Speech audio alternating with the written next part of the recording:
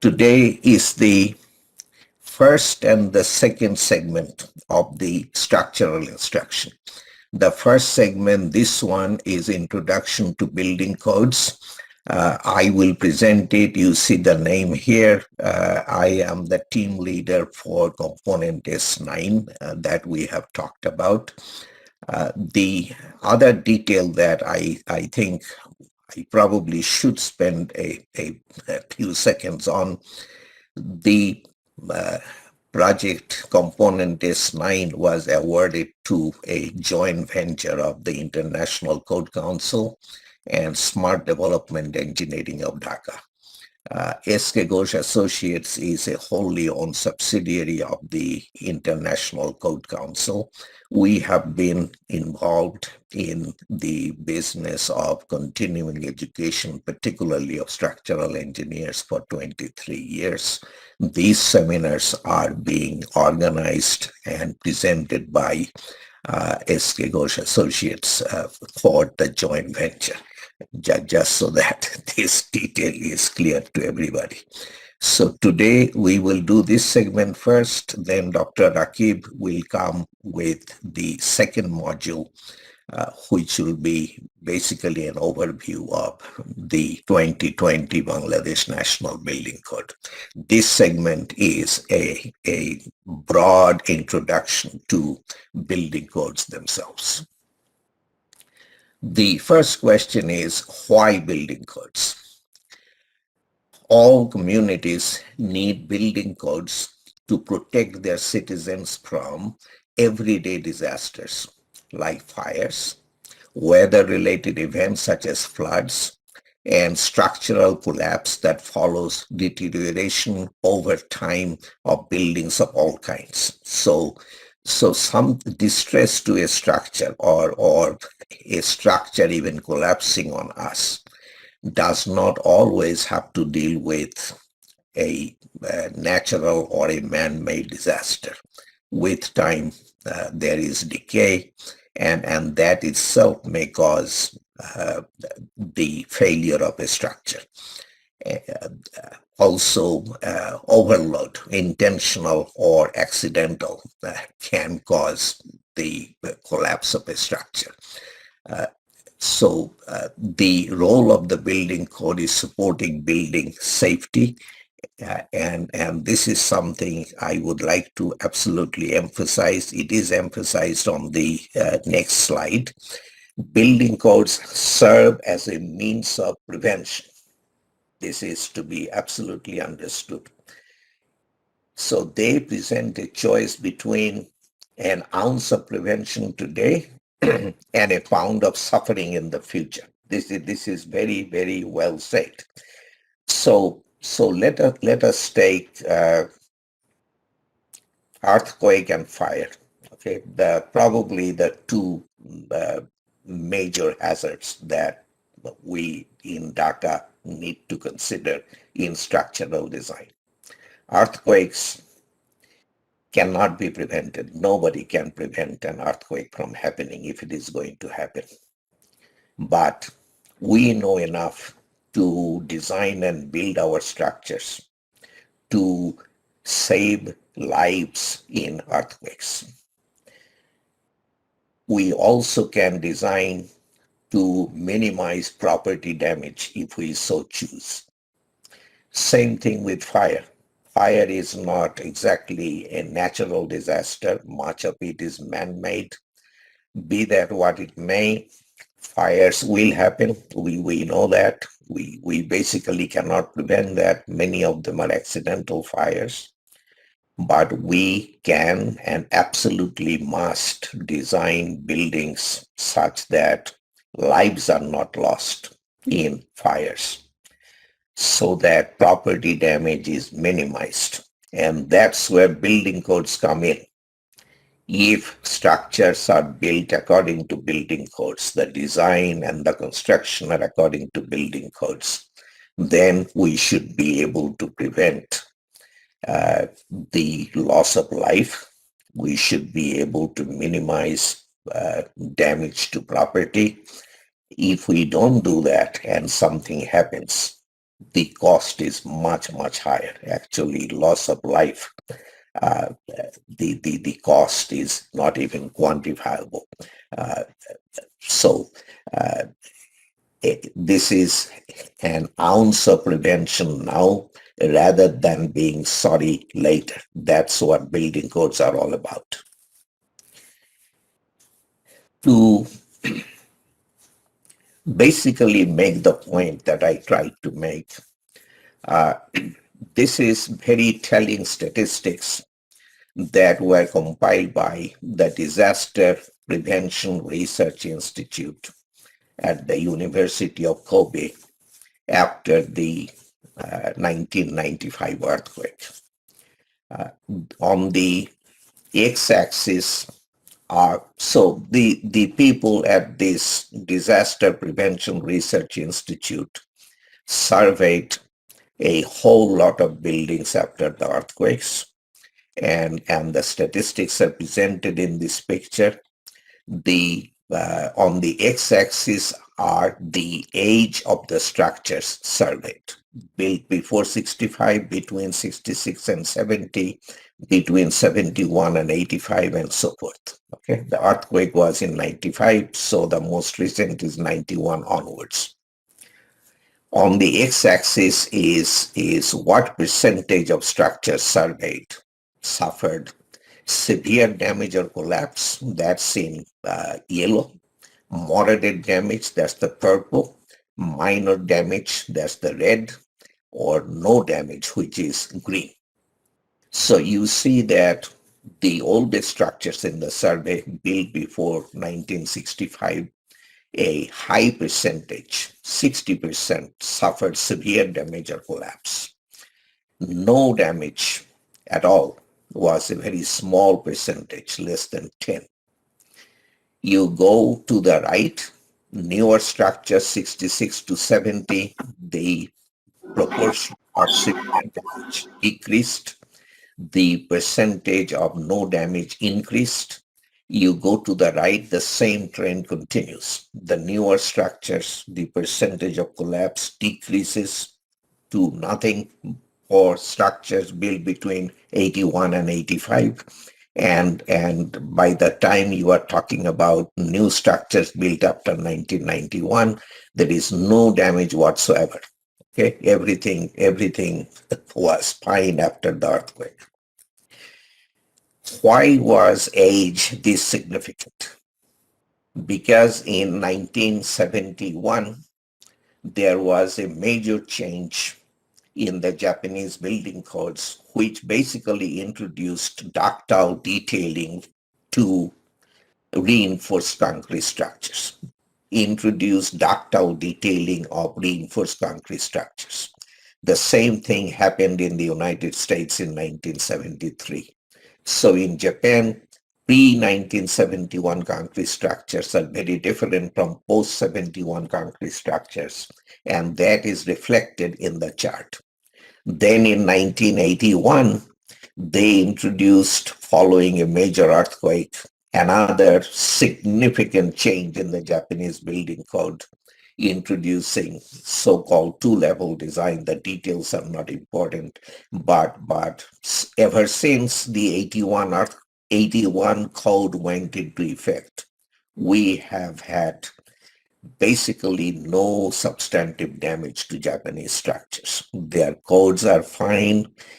More importantly, the enforcement there is very strict. The tradition is such that people do not violate the law, and there is law enforcement with teeth in Japan.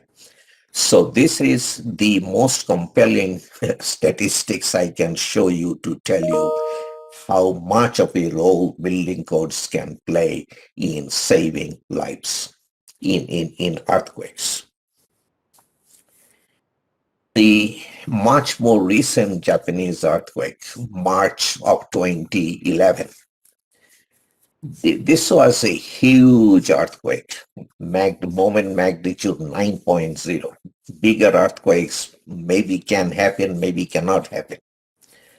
And the city closest to the epicenter of the earthquake is Sendai. We went to Sendai not immediately after the earthquake, but I don't remember, maybe 6, 7 weeks later. And I want to show you, this was the Sendai Airport, our gateway to that area. Uh, I shouldn't say everything looked fine, but pretty much everything looked more or less fine. There were little things here and there. And then once we got out of the airport, waiting for our transportation, the city looked fine. I mean, visually, you wouldn't know that there had been a major earthquake only a few weeks earlier. We drove into the city.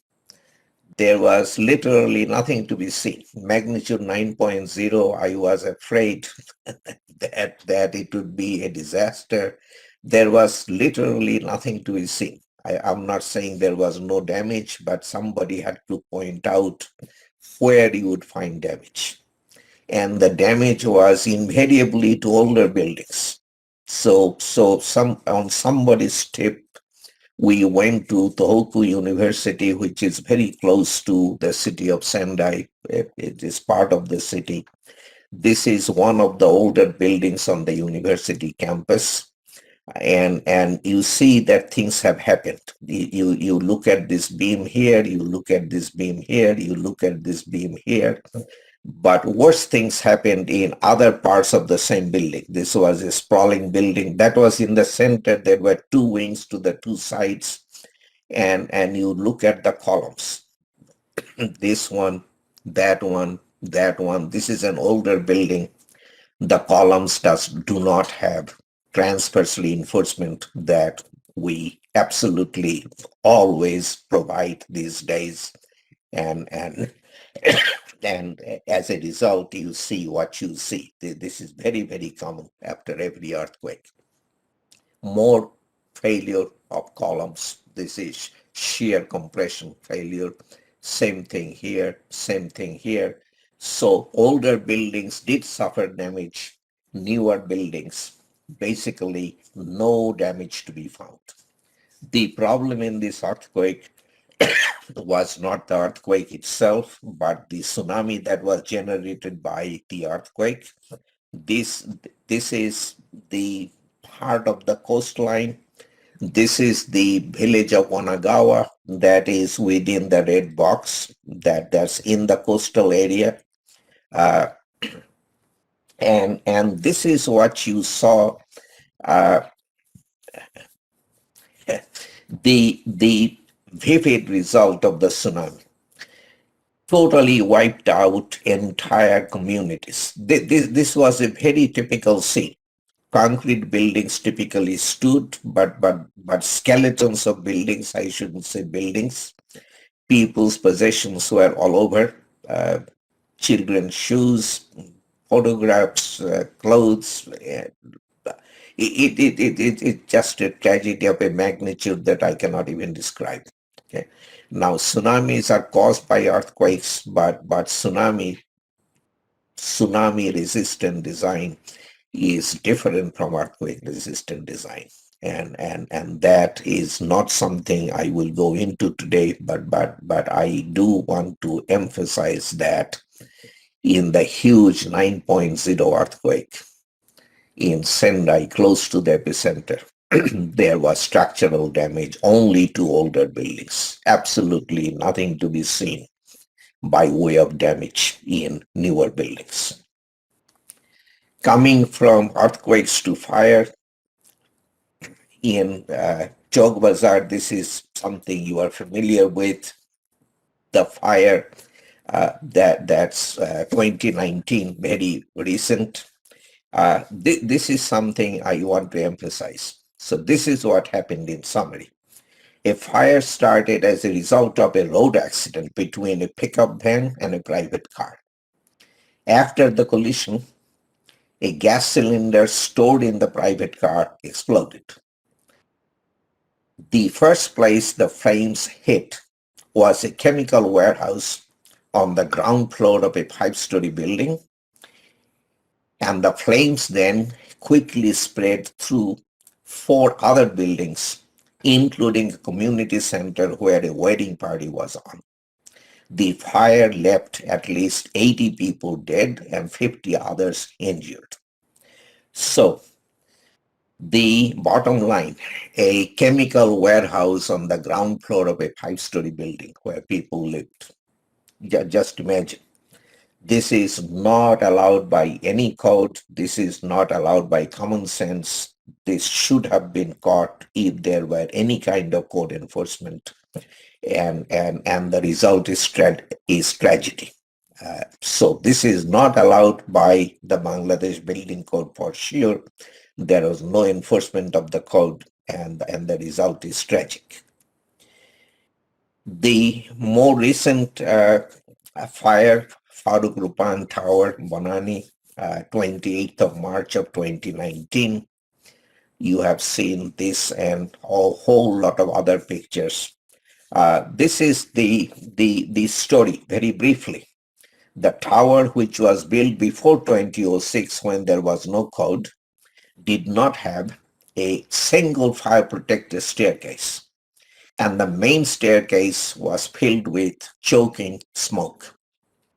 At just 6/10 of a meter wide, so there was a staircase inside the building and a steel staircase outside. The steel staircase was 6/10 of a meter wide. The inside staircase was 1.2 meters wide. Just imagine, it's 4 feet or so. The building's two exits were too narrow for people inside to leave easily. They were also blocked by obstructions that made the task even harder. Office workers able to reach the top of the building were rescued by Air Force helicopters. Okay? So this was before there was a code, but this building would be in violation of any code anywhere that I'm familiar with. Okay? People have to have a means of escape, and that has to be kept open. This is basic common sense almost. According to news reports, the Bangladesh Fire Department had sent two letters in the prior 2 years highlighting the dangerous lack of safety in the building. So the owner was warned. The owner decided not to do anything, and the authorities decided not to do anything to the owner. Authorities knew the multi-story block was unsafe. The tower building, in fact, was supposed to be just 18 stories high, but was illegally extended to 23 floors. Most of you know the story. Okay, so building codes and their enforcement, both are extremely important. Hopefully, I've been able to make that point. Why building codes? Building codes are minimum requirements established by society that ensures an acceptable level of safety of building occupants and protection of property. So, safety of building occupants and protection of property. This minimum requirements is very important. You can always go above the code, as we say, but not below the code. Now, the above and below is not all that straightforward. When you are supposed to have 6 bars in a column and you load it up with 12 bars, are you going above the code or are you violating the code? You are actually violating the code because a heavily reinforced column will behave worse than a lightly reinforced column, particularly in an earthquake situation. So when we say you can go above the code, it means you can be more stringent than the code. You cannot be any less stringent. And you have to have some technical knowledge to figure out what is more stringent, what is less stringent. But the code sets minimum requirements. When codes work sufficiently, nobody notices. When they fail, society demands stronger, more robust building codes. This never fails to happen. So this is always true in life. You employ somebody to do some job, as long as the job is being done smoothly, efficiently, you hardly notice that employee. He or she becomes a piece of furniture. Now, when he or she fails to perform, then there are complaints. Okay, this is basically human nature, but we need to recognize this, that uh, when the codes are working, that does not mean they don't need improvement or they don't need attention. Evolution of building codes. The very first building code that we have record of is from Babylon 2000 before Christ. That's 4,100 years ago. The Code of Hammurabi had many things in it, not just buildings. But this is the building part of the code. In the case of collapse of a defective building, the builder is to be put to death if the owner is killed by accident, and the builder's son shall be put to death if the son of the owner loses his life. Okay. So this is eye for an eye, tooth for a tooth kind of justice, but the two important but the important thing is that it is life safety. Okay, this code is not talking about anything other than life safety. The other thing I find important is that it is the son that counts. There is no mention of daughters, and this is true of the entire Code of Hammurabi. The men and women were very different back in 2000 BC, at least in that society. That's besides the point. Now, so the Code of Hammurabi is building safety only. From that, we have evolved a long way. Okay, from basic building safety, building not collapsing, killing people, we pretty quickly. I think Dr. Rakib has a little more history in his presentation. We not in Babylonian times, but quite a while ago, we made fire safety part of our building codes. It became the primary part of our building codes many times. Then we went into other health and safety considerations in our code. The uh, the internal environment. Okay. Durability became a consideration in our building codes. Is our structure going to be good for 50 years? Is something going to happen to it in as few as 10 years? Uh, if we are building a monument and we want it to stand for the next 200 years, are we able to do that? That kind of consideration. Maintenance or ease of maintenance, we can design to make maintenance easy. Just like there are shirts that do not need any ironing, that can be made. Okay, so ease of maintenance has become a consideration in our building codes. Property protection. I mentioned it from the beginning. Life safety is the primary concern of building codes, but property protection is not overlooked. And I would say that it is receiving increasing attention, if anything. In more recent times, sustainability has become a significant consideration in building codes. Our globe is in trouble. We have to do everything to be careful about using natural resources. I think significant strides have been made. Concrete buildings now use significant amount of fly ash in the concrete instead of Portland cement. I mean, just to tell you a basic thing that we have gone used to doing. There are many other considerations. And the latest now, we are talking more and more about resiliency, which is functional recovery. And earthquake passes, we need to get the community back on its feet quickly. People should start going to schools, hospitals need to remain open, and so forth. So we started out with basic life safety codes, but then have branched into very, very important areas, the latest being resiliency. And in the newer codes, particularly in the United States, I would say in less than the next decade, you will see real useful consideration of resiliency, community resilience.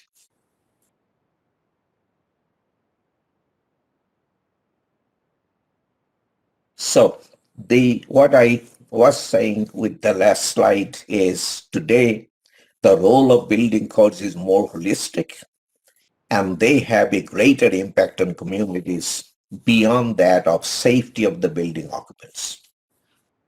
It is focus on higher performance, need to preserve scarce resources, energy and water efficiency, the sustainability part, allow for this is another thing that we have become more and more aware of.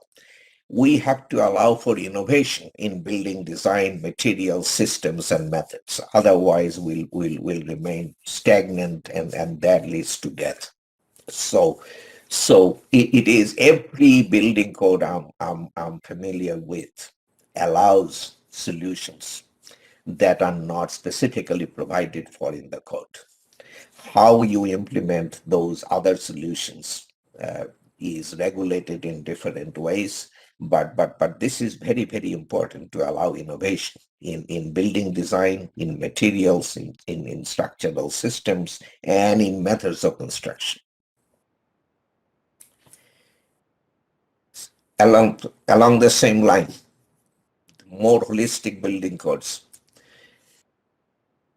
support affordability in housing. That is kind of a societal consideration, but that has crept into the building codes. Support affordability in housing. Now, this you will not find in all building codes around the world, but this has I would say encroached into the building code area. And then community needs for greater resiliency, that is bouncing back after a disaster. Okay. Uh, this I cannot emphasize the importance of that. So an earthquake happens. I have been to many after it has happened. People in tents and so forth. How does normalcy come back? A huge part is when children start going to school. So schools are very important to get them to function again. Hospitals need to continue to function. This is very, very important. Roads, transportation, that needs to work. So community resiliency, that is going to be increasingly our goal. Benefits of building codes. A building code provides safety and security for our loved ones, protects one of our greatest financial assets. Somebody's home is typically a large part of his or her financial assets, provides more resilient communities, helps preserve a country's building stock. I think each is pretty evident. Building codes are not static documents. Building codes need to be periodically updated in view of society's changing needs and values. I think we all understand that. New technology is another driver. We are finding better and better ways of doing things, and those need to be implemented in building codes. New research, a lot of research is going on around the world many of which, some of which may show us improved way of doing things that we have been doing for a long time. That needs to be implemented in codes. Distress in buildings. We always have distress in some buildings, but when they can be traced directly to a deficiency in our building codes, we need to fix that. Okay, so that makes a case for updates of building codes and need to clarify provisions. Documents ACI 318, the code for concrete design and construction. I have been reading that document literally for decades. I still find like I would go to a class and I still find that I don't fully understand it. It seems to be ambiguous. It seems to be not clear enough. And that leads to changes. We try to rewrite the language in the next edition to be clearer, better. Okay? So building codes cannot be static documents. This is another important thing. Building codes are not retroactive. A code is updated, new edition comes out. That edition applies to new buildings, not to existing buildings. A new code edition becomes effective on a certain date. From that date on, all applications for construction permits must be for buildings complying with the new code edition. When a new code edition goes into effect, existing buildings need not be evaluated or modified in any way. Okay? So we change things in the new edition. That does not automatically mean all existing buildings are now bad, that they have to be updated. No, we couldn't live that way. That is impractical for one thing. Okay? So we do things to existing buildings only when there is an addition or an alteration to an existing building. Okay?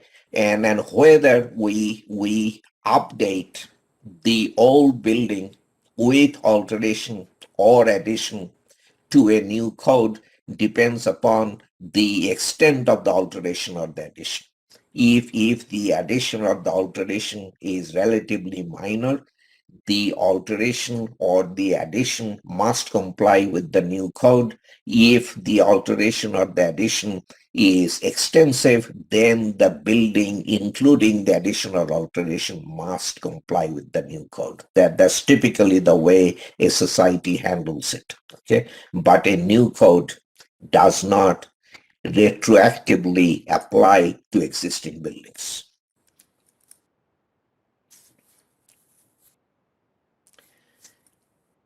This I touched upon. A building code provides minimum requirements.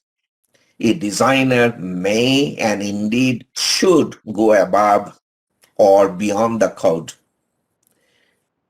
That is, follow more stringent requirements. I use that language. If in his or her judgment, the added stringency is needed for safety and or performance. So you not only can go above the code, you absolutely should go above the code. This is your professional responsibility. If in your judgment, safety, it is going above the code is needed for safety and or performance of your building.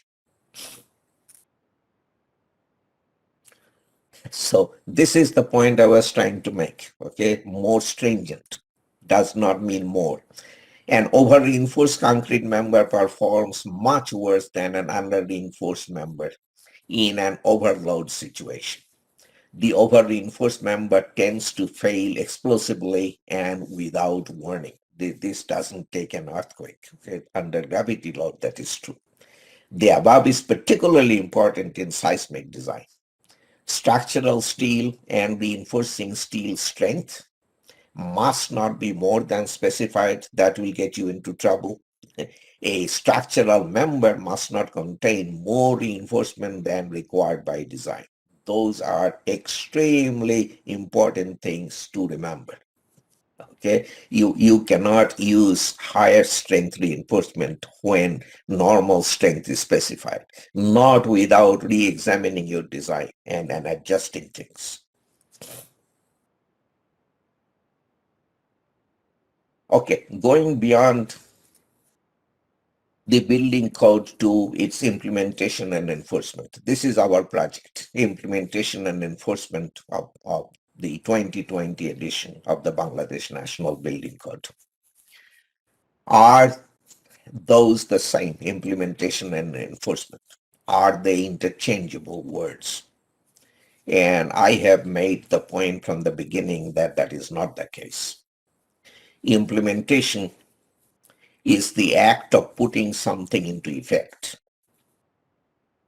Okay, new edition has come out, 2020 edition, put it into effect. Start design buildings using the new edition. What is enforcement? Enforcement is making sure that rules are followed, that violations are rectified, that violators are penalized or punished. That's enforcement. Make sure rules are followed, violations are rectified, violators are penalized or punished. Implementation and enforcement are not interchangeable terms. In our reports for component S9, including the latest one, which is enforcement program, we have recommended these implementation steps. The project started in October 2018. At that time, one of our primary goals was to secure final government of Bangladesh approval of what was then the 2017 edition of the Bangladesh National Building Code. I'm happy to say that has now been accomplished. I do not know if Professor Abedin is listening. Professor Abedin and our next speaker, Dr. Rakib, played a huge role in getting that done. I think we should all be grateful to them. I don't know how many of you have seen this. This is Bangladesh Gazette dated 11th of February 2019. And this Gazette made the Bangladesh National Building Code 2020 edition somewhere. I am pointing here. 2020 edition official. Okay. So the first step is accomplished. I'm very, very happy to say. Next, have Rajuk update their Vidimala to the 2020 edition of Bnbc. The current Vidimala dated 2008 is based upon the 2006 edition of Bnbc. Okay, we have sent extensive recommendations to Rajuk's Vidimala drafting committee, and hopefully it is happening, but that is a significant step. Launch an awareness campaign. We have started. We are stepping things up, and you will see quite a bit in the next number of months. Develop a commentary to the 2020 edition of the Bangladesh National Building Code. Almost every practitioner we talked to pointed out the importance of this. We in the US, we cannot even think of using a document like ACI 318 without its commentary. So this is a crying need, but this will have to be postponed until phase 2 of the URP, which the World Bank will hopefully fund. Obviously, that is a major task that we couldn't get into in this project. Develop support literature. This is beyond commentary. Let us say design examples and things like that. There is a very significant need for that. Train design professionals, code enforcement personnel, contractors, owners, educators, students, other stakeholders such as financial institutions. Today is the beginning of that. We have done some of that on visits to Dhaka, but that stopped because of COVID hopefully it will resume and we will go back to a little of that. But this training that we are starting today is what we recommended as a major implementation step. Going from implementation to enforcement, I just want to give you a very basic idea, and then I will hand over to Dr. Akib. So when an owner or a developer wants to put up a structure, he has a plot of land on which he has permission to build. He wants to put up a structure. He has to apply to the local jurisdiction, in your case, Rajuk, for a construction permit. That's typically what this document is called, construction permit. Okay. In order to issue the construction permit, the local jurisdiction, in your case, Rajuk, I should use the word should, check the drawings and the calculations to make sure the design and the calculations comply with all requirements of Bnbc 2020. Okay. Now, if Rajuk is so satisfied, a permit will be issued. If they are not so satisfied, a permit will be denied. If a permit is denied, the applicant for the permit has the right to appeal. If he or she wins the appeal, he or she gets the permit. If they lose the appeal, then they have to redesign and resubmit.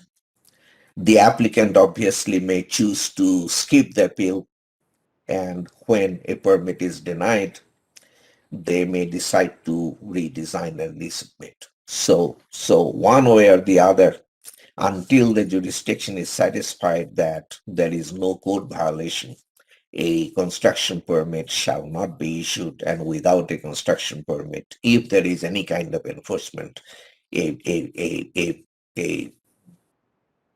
construction of a project cannot start.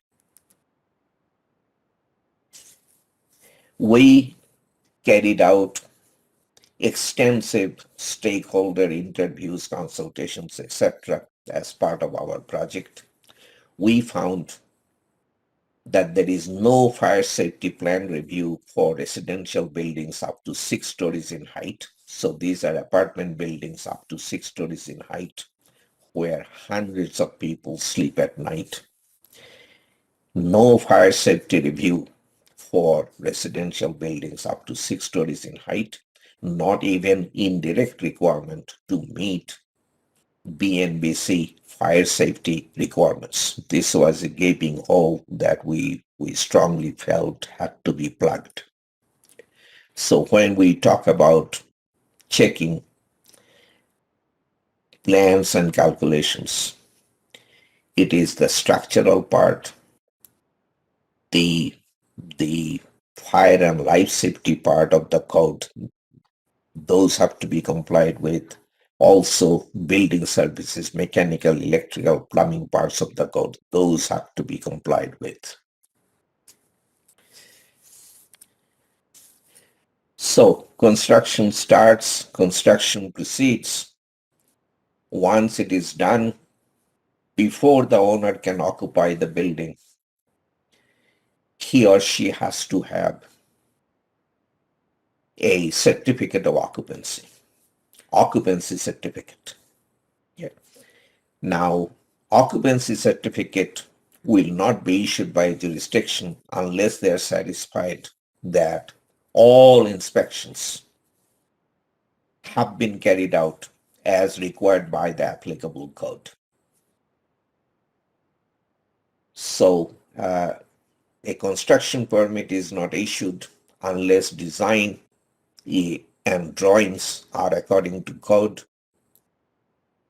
An occupancy certificate is not issued unless all inspections have been in accordance with code, and any departures, deficiencies, deviations found upon inspection have been rectified. Okay? If an occupancy certificate is denied, again, the applicant has the right of appeal. If they win the appeal, they get the certificate. If they lose the appeal, they have to reconstruct and correct and resubmit for an application. So these are the two keys that the jurisdiction holds to enforce the code: a construction permit and an occupancy certificate. Both very important documents. We found from our stakeholder consultations that there is no fire safety inspection for residential buildings up to 6 stories in height.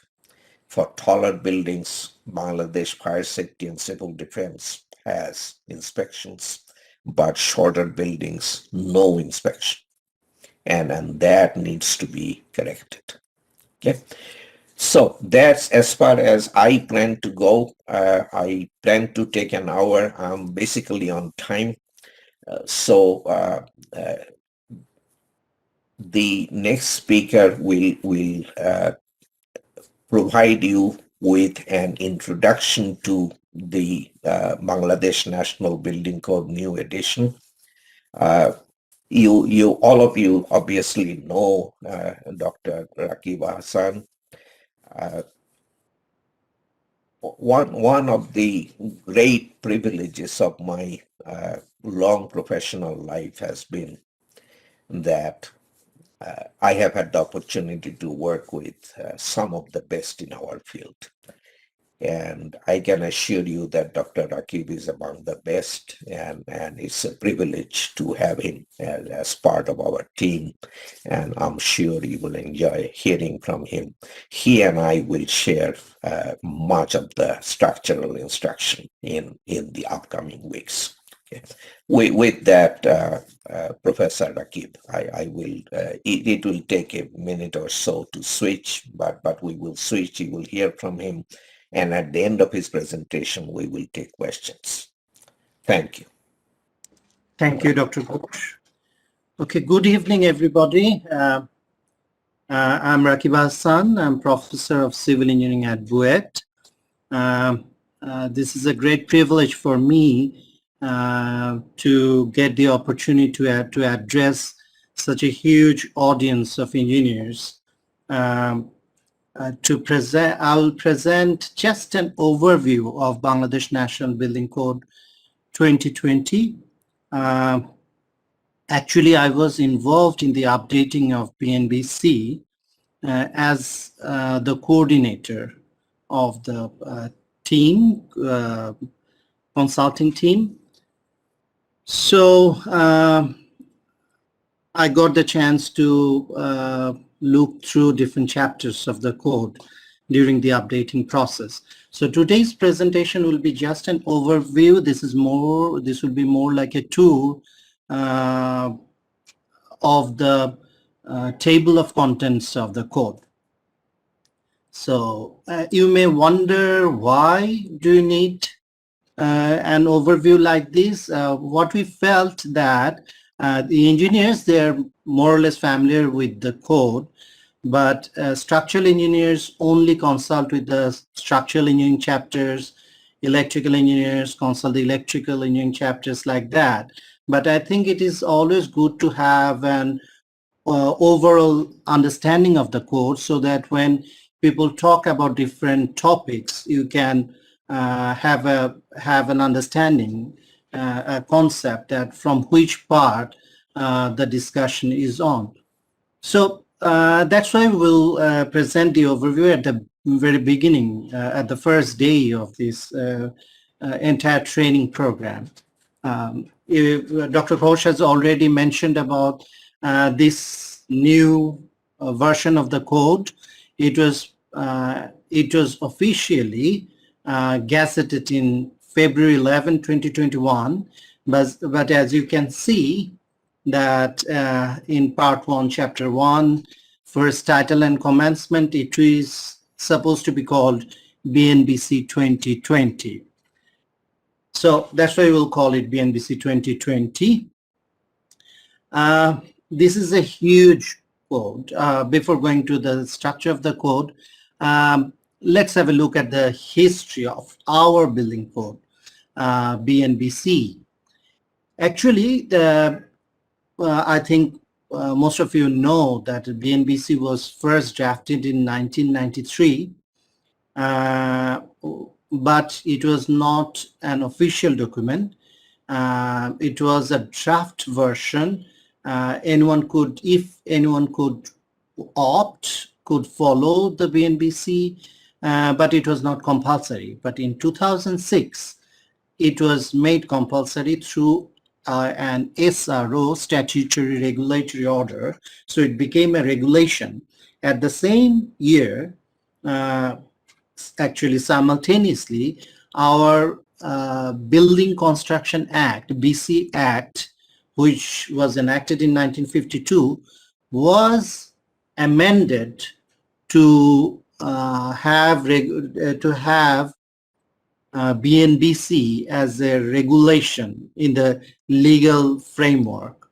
So Building Construction Act was amended and a new clause, probably 18A, was included, which mentioned about the building code. So in 2006, it became official document, a gazette. So it became compulsory for all engineers to follow BNBC. It became a law. During the same time, there was a realization that since BNBC was actually drafted in 1993, it actually became quite old. It needs updating. So HBRI, actually, even in the first place in 1993, it was a project of HBRI, Housing and Building Research Institute. In 2009, again, HBRI took up another project for updating the code. So the updating process was initiated, and it took a very long time, as you can see, to finish the updating process and make it available as a gazette. So it became gazette only a couple of months back in this year. So that's the history. One thing I should mention is that although we are calling it BNBC 2020 and it was gazetted in 2021, the main technical contents of this code were actually written in around 2010. So all the international standards that are mentioned in this code, in the updated version, uh, are mostly before the year 2010. So we should be aware of that. So uh, um, before going to the contents, what we have in the code, first we need to understand what the code is actually for. Dr. Ghosh has already mentioned that the code, building code, is supposed to provide the minimum requirements for safety. So many of us have a misconception that if we follow the code and build a building, construct a building, the building is of very high standard. Yes, probably high standard, but that is the minimum standard that we must follow. You can make it better if you understand how you can make it better. You have to have sound technical knowledge to make a building better than the code suggests it to be. But there is no limitation. There's no restriction. You can make it better. And the code is the minimum standard, so we must follow it. It is not an option. There is another misconception. Many times I heard that many people saying that why don't we write the code in Bangla so that everyone can understand? You have to understand that the code is not meant for general public to read.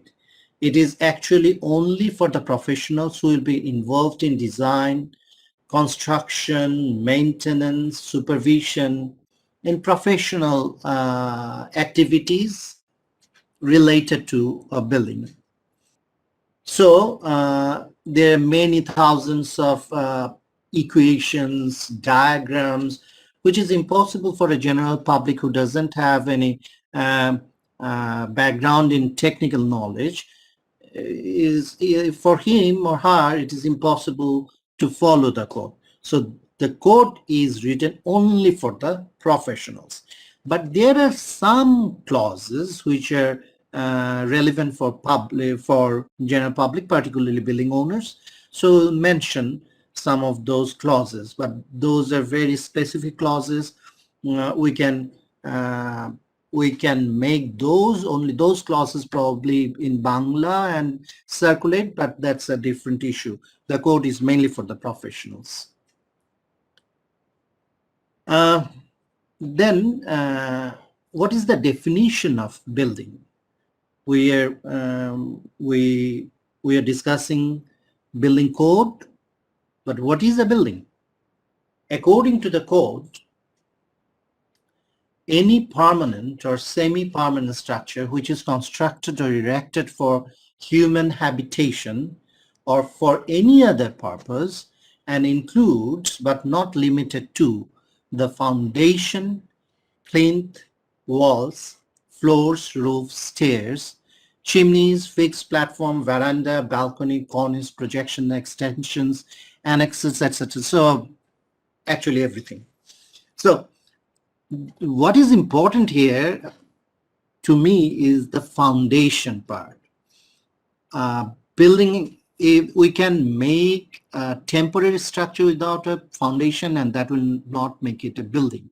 For example, I quite often give this example. In our export fair, those who are familiar with the export fair, I hope most of you are.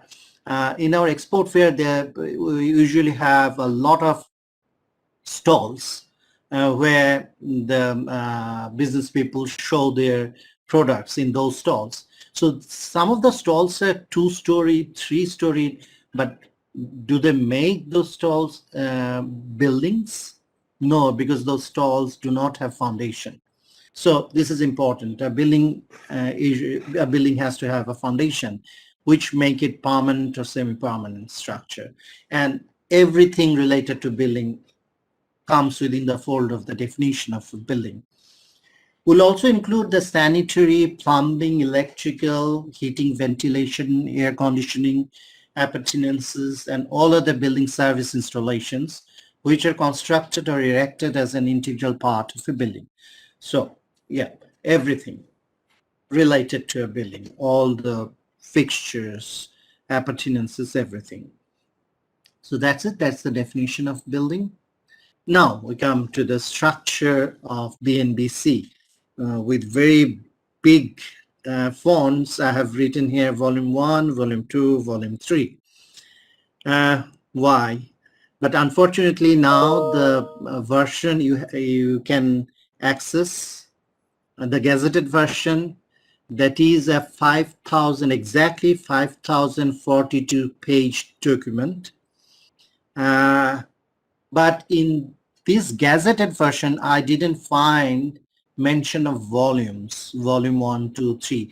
But initially, we prepared a book version of this updated building code. In the book version, we have suggested 3 volumes of the which will make the whole code, the entire code. Hopefully the book version will be published very soon. I had a talk with HBRI even this week. So from next week, we'll be working on publication of the book version, which HBRI will publish separately for convenience of the engineers, so that it is convenient for the engineers to consult the Bnbc. In the gazetted form, you'll see that there is no table of content. There is no what do you call it, header, footer. So it is very difficult to actually follow which is the part or which chapter you are reading. So there will be a book version, hopefully. In the book version, there will be 3 volumes. As in the case of Bnbc 2006, in Bnbc 2020 also, there are 10 parts. The entire code is divided in 10 parts.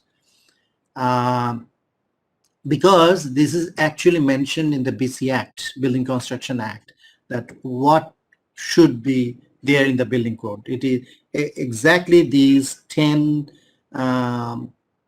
titles are written in the act. So that's why uh, it is structured like this. So what are the parts? Part 1 is related to scope and definition. Basically what I've just said to you, that is what is a building and what is the scope of Bnbc. So more elaborately, obviously, and other very general definitions are provided in this part. This is a very small part. Then actual technical stuff, and then part 2 is related to administration and enforcement. What this project of URP Urban Resilience Project S9 component is all about, enforcing the building code. So part 2 is related to administration and enforcement. The main technical stuff starts from part 3. Part 3 is general building requirements, control and regulation. This is the part the architects need to follow. This is the architectural part. And some chapters of this part are also related to fire safety. So basically, this is the part which the architects have to follow. Part 4 is entirely about fire protection, more related to fire detection and fire fighting. That is for part 4. Part 5 is related to building materials, all types of building materials, structural and non-structural. The standards that we have to follow for the materials are mentioned in this part. These 5 parts constitute volume 1. This is probably the thinnest volume of the code. Part 6 is all about structural design. Everything about structural design is in one part, that is part 6, and this part 6 alone constitutes volume 2, and we often call it the heart of the code. This is the most voluminous volume of the code. Probably almost half of the code, total number of pages, will be there in part 6. Part 7, that is related to construction practices and safety. I found that many engineers do not, there's a misconception that the building code is only for the designers. The designers will have to follow building code for design. But this is very important. Part 7, which is about construction practices and safety. So the engineers who are involved in construction, they should be aware that there is a part in the code that they need to read. Part 8 is related to building services. This is also a very important part.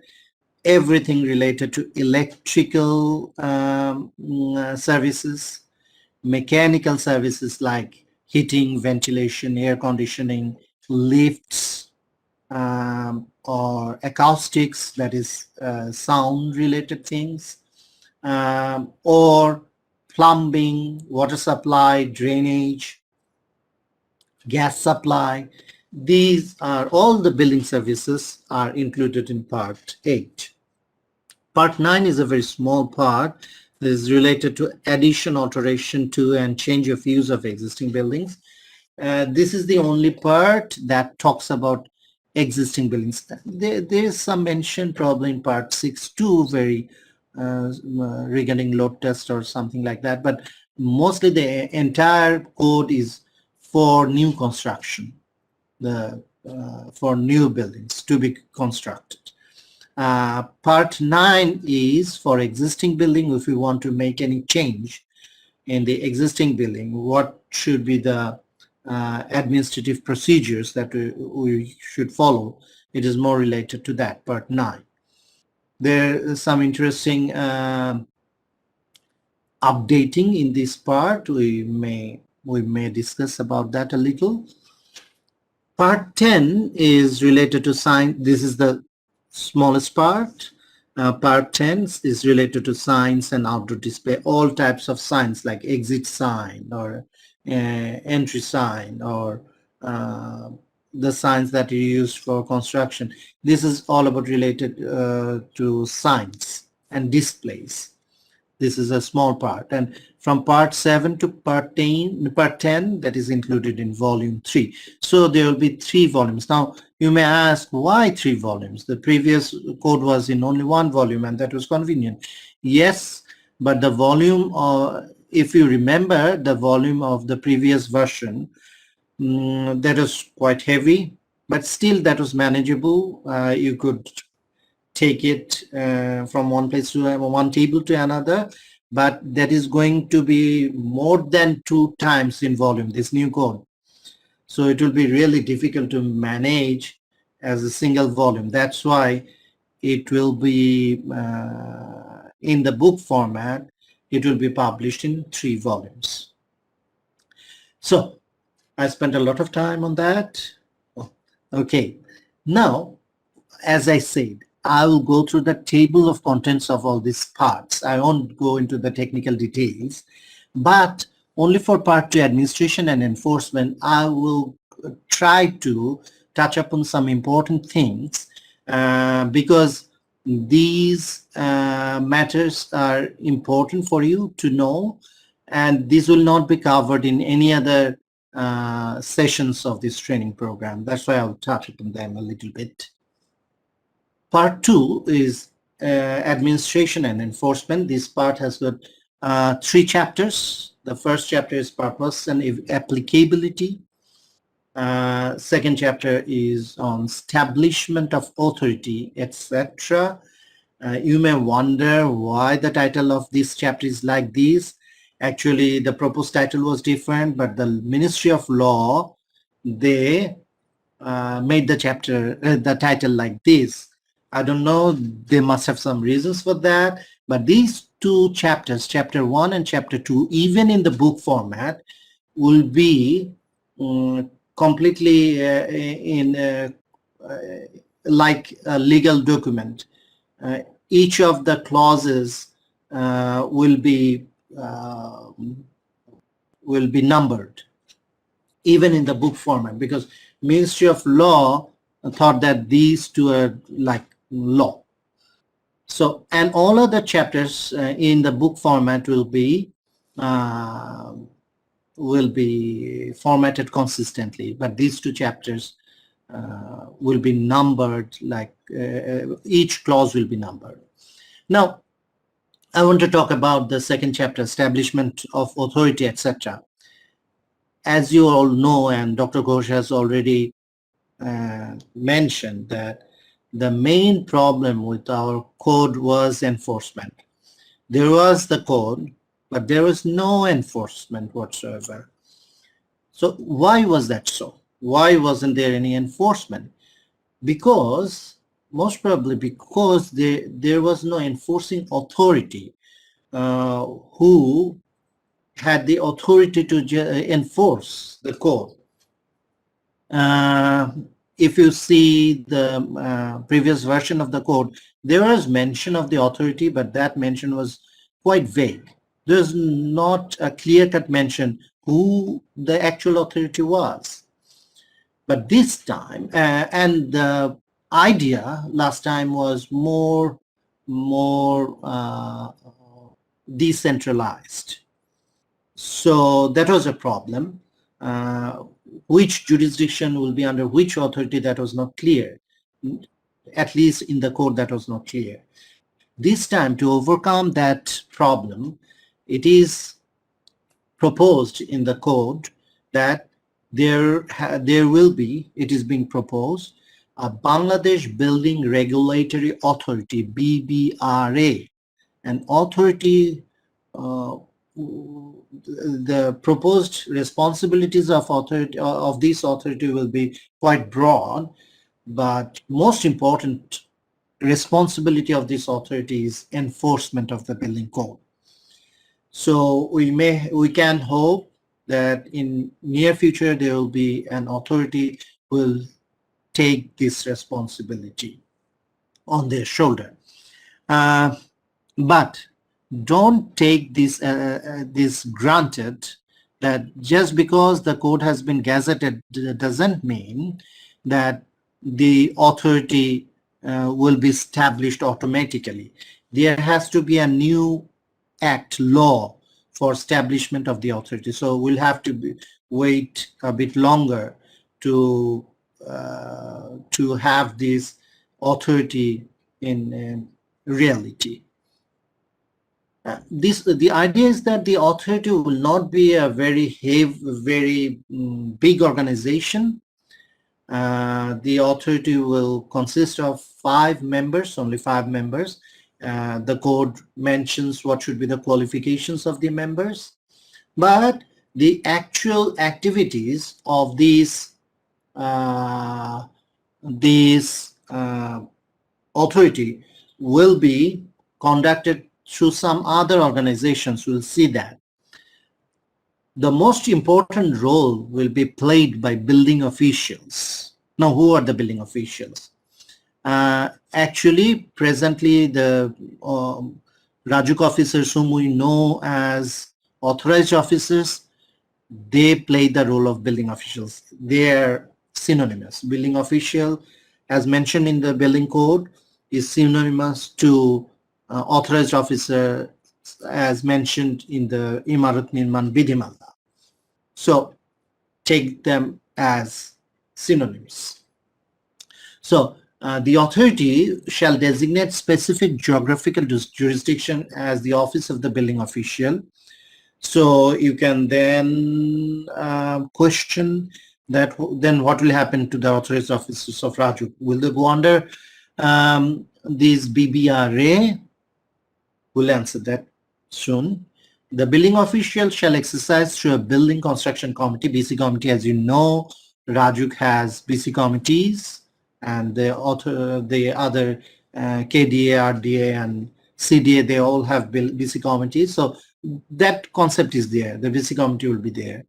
The authority may constitute a board of appeal to hear and decide appeals of orders, decisions, or determinations made by the building officials. So the code is talking about a board of appeal, but in Imarat Nirman Vidhimala there is similar kind of board, but the name is a bit different, but that board can actually play the same role. So things are more or less same, but they will be conducted under this authority. How? So the authority will not act alone. The authority will actually take help of Rajuk, CDA, RDA, KDA, and some other organizations. So the authorized officers of Rajuk will play the same role as they're doing right now, but all the policies, all the protocols, all the procedures, these will be directed from the authority. So the Rajuk authorized officers will be under Rajuk. They will be, they'll get their salary from Rajuk, but they will follow the policies, procedures, protocols that will be prescribed by the authority. So this is the format that is being proposed here. So similarly for other development authorities. And then what about other areas which are not under development authority, like city corporations? So for those areas, say under there will be some authorized officers under city corporation. There will be some authorized officers under municipality corporation. And what about suburban areas and rural areas? Buildings are being constructed in those areas too. So shouldn't they come under some regulations? They should. And it is being proposed that the executive engineer of a certain jurisdiction or executive engineer of public works department will have the authority of a building official. just like the authorized officers of Raju. So this is the concept that is being proposed in this building code. Hopefully, if the authority is established, Bbra is established, then we may see better enforcement of the building code all over the country. Now, this is not something new. This was there in the Imarat Niman Vidhimala. It is now also part of the building code that there will be 4 types of permits: land use certificate, large and specialized project permit, building permit, and occupancy certificate. And after an application is submitted for a particular permit, how many days, within how many days the authority should dispose the application is given here. This is obligation on the part of the authority, and what would be the validity of that permit, and that is also given here. Now, another thing is very important. A building is categorized in many different ways in the code. For structural purposes, we classify building in one way. For architectural purpose, we building classify in another way. For fire protection, fire safety purpose, we classify building yet in another way. There are many classifications. But for approval purpose, building plan approval, inspection, for these purposes, administrative purposes, we categorize building in 4 categories: up to 2-story height, up to 5-story height, up to 10-story, and beyond that. There is also space limitation. If structure is within, say, single-story structure, but very large, the floor area is more than 250 meters square. In that case, that will be classified as category 2 instead of building category 1. So 2 things: one is height and another is area. Based on these 2 criteria, we will categorize a building. Why do you need this category? Because we are assigning required qualification for a professional who can design a building of a specific category, or inspect a building of a specific category, supervise a building of a specific category, or be involved in construction of a building of a specific category. So what qualification does a professional need will depend on which type of building he is going to be involved with.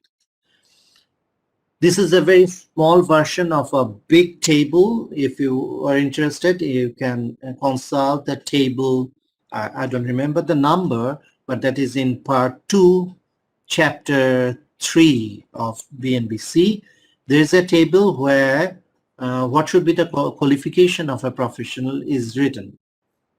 For example, for, say, structural design, for building category 1, that is 2-storied, one doesn't need to have, one doesn't need to have a civil engineering degree.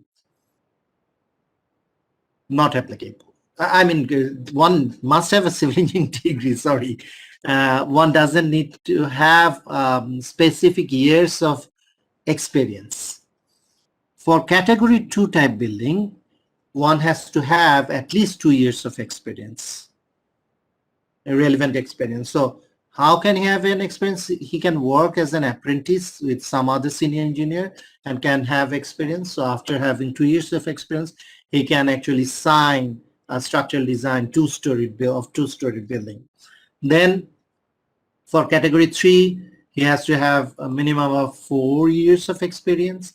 For category 4 building, he has to have a minimum, he or she has to have an experience of at least 8 years, and so on.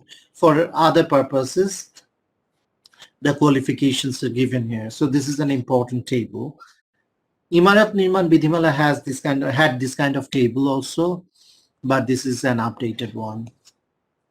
hopefully in the updated Imarat Nirman Vidhimala similar to the table will be there. Now, for some some specific government installations, we don't need any permit. We can construct very important government installations without applying for a permit. So that's a different story. I'll just skip that. I'm taking too much time. Okay, this is one thing I thought this is important for all of us to know, including non-technical people. What are the responsibilities of the owner? This is there in the code. The first line is, see, the owner shall be responsible for carrying out the work in conformity of this code. The code mentions that this responsibility, that the building will be constructed according to the code. The responsibility is primarily with the owner. But as you can understand that the owner is not a technical person, he doesn't understand the code. But what he can do, he can make the professionals, he can plead to the professionals that please make the building according to the code. And he should not obstruct the professionals for while they follow the code, which quite often happens, so that the owners, to reduce the cost of construction, sometimes they ask the professionals that just to violate the code provisions. And design, execution, and supervision work shall be carried out by authorized registered professionals, as I have already shown in the table, that the owner should employ a designer, construction supervisor with required number of years of experience. The owner shall allow the building officials to enter. This is also very important. Quite often we hear from Rajuk officials that they couldn't enter some buildings because they were obstructed by the owner, but that is actually an offense. The owner shall obtain permit as may be applicable. All the required permits must be availed by the owner. The owner must avail them. The owner shall inform the building official about attainment of construction work of different stages. It is more elaborate provisions are there in the Imarat Nirman Vidhimala, but also in the building code, like construction completion certificate, occupancy certificate. At different stages one has to apply for permit. The owner shall take proper safety measures. So this is also a responsibility of the owner, that the laborers who are working in the building project, they should work in safe environment, and the people surrounding the construction site should also be safe, things like that. The owner shall notify the building official the completion of the work. The owner shall preserve at the site a copy of all permits. That is important.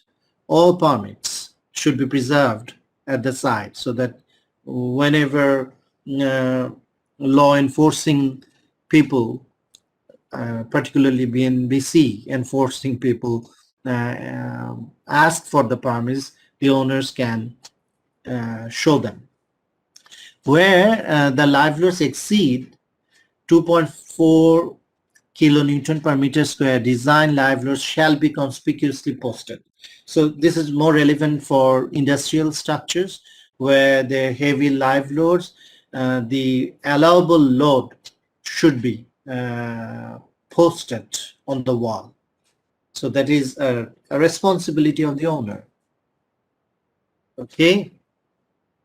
So another interesting topic is what is there in the code about unsafe buildings. So it is not only in the code, it is also there some clauses also in the BC Act regarding unsafe buildings. So in the code, it is mentioned that all buildings to constitute danger to public safety or property shall be declared unsafe by the building official. So building official has the authority to declare any building unsafe.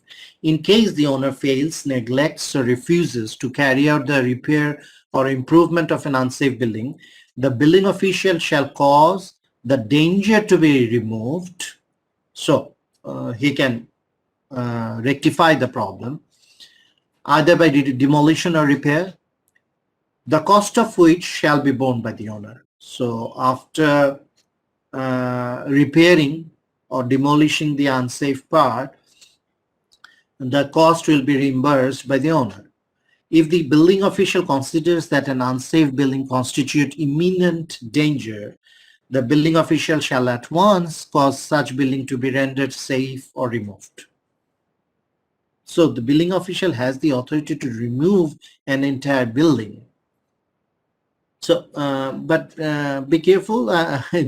These sentences I have taken from the code, but these are not the complete sentences. Probably I made the sentence a bit short for the presentation. So please don't take the clauses as being presented here. Please consult the code for the exact wordings of these clauses. The building official may also get the adjacent structures vacated and protect the public by an appropriate fence. So these are some provisions regarding unsafe buildings. So the other authorities, other powers that a building official enjoys is, for example, the architectural and environmental control. This is in addition to all the provisions of the building codes. The authority can impose some other conditions and restrictions to enforce architectural and environmental control. So, for example, for major public building complexes or buildings in the vicinity of monuments and major sculptures, for example, all the government may desire, the authority may desire that all the buildings nearby, say, suppose our সংসদ Bhavan, Parliament building, all other buildings should follow a similar pattern of architecture. That's an additional control the authority may impose. So that right is given in the code to the authority, to the government, in these special cases, like buildings near architecturally valuable structures, buildings near historic buildings, buildings near structures that represent the spatial characteristics of an area, building that represents spatial characteristics, any development that may have effect on the environment. The authority shall appoint a standing committee comprising noted experts. So, the government actually cannot just arbitrarily impose restrictions and controls. The code requires the authority to have a standing committee of experts who will guide this type of control. So that were some topics from part 2. Part 2 itself is quite big. There are a lot of other things. Just to, whet your interest, I have shown some of the topics from part 2. Now the rest is more or less the table of content of the code. I'll just show what are the topics that are in the code. The part 3 is general building requirements, control and regulation. This is basically architectural provisions of the code. So there in part 3, there are 4 chapters: general building requirements, classifications of buildings based on occupancy, classification of building construction type based on fire resistance, and chapter 4 is related to energy efficiency and sustainability. Now, so the first two chapters were there also in the previous version of the code. Chapter 4 is completely a new addition to this code. So as Dr. Ghosh was showing the evolution of building codes from basic structural safety to fire safety, gradually maintenance, ease of maintenance, things like that, and finally sustainability, and presently resiliency. So the sustainability, as he mentioned, that part was that topic is addressed exactly here in this chapter, chapter 4 of part 3 of Bnbc 2020. So so I won't go in details of the technical stuff of these chapters, but some important things I'll show. For example, as I said, we classify buildings in many different ways in the code. One is architectural classification, and is fire related classification, another is structural related classification, and is administrative related classification. So you have to understand the concept when we talk about classification of buildings. So this is the architectural classification based on occupancy. So there, these number from A to L classes of buildings. A is residential, but there are subclasses. There are A1, A2, A3, A4, A5, and things like that. For example, A1 is single family dwelling, A2 is apartment type building, and so on. A3 is dormitory, and so on, or dormitory, hotel. So there are different types of residential buildings, as you can imagine. So A is residential, but there are subclasses. B is educational facilities, starting from primary schools, secondary schools, colleges, universities, training centers, all types of educational facilities. C is institution for care. So although the name suggests quite some places where people are quite caring, but prison or jail is in this class. Actually, this is institution means where people will be under some restrictions. Okay, so this institution for care is class C. D is healthcare facilities, starting from normal clinics to very big hospitals. Everything will be in class D. E, businesses, offices. Offices are in class E. F is mercantile, all kinds of shops and markets, malls, they are in class F. G is industrial buildings, all types of industries, garment factory industries, steel re-rolling mills, cement factories, all types of industry buildings. H is storage buildings. Storage buildings like silos or grain storage, or where you need refrigeration to store fresh things, all types of storage. Warehouses. I is assembly building, where many people gather together, like theater, stadium, things, or mosques or temples where many people gather. J is hazardous building. These buildings, if these buildings collapse or are damaged, then the safety of surrounding people may be in danger. So that type of buildings are called hazardous building. K, garage. Garage, there will be two types of garages, like parking buildings, buildings which will be used entirely for parking garages, and auto shops, like where cars are fixed, automobile workshops. Those are also classified as garages in this code. Utility buildings, like the buildings where you house the generator or the substation, electrical generator, electrical substation, or services are provided from these types of buildings. Like in industries, you can have the effluent treatment plant in one building. That will be an utility building, a utility building. And there will be miscellaneous, that is any combination of these mixed type of these buildings, these occupancy types. So other architectural issues that are covered, so you can have a look. It will take a lot of time if I just even read them. So I'll just skip because I'm running out of time. Now, very important chapter, chapter 4 of part 3, energy efficiency and sustainability. You may wonder, what is this energy efficiency sustainability? If you are a structural engineer, if you are an environmental engineer, you may be very familiar with these terms.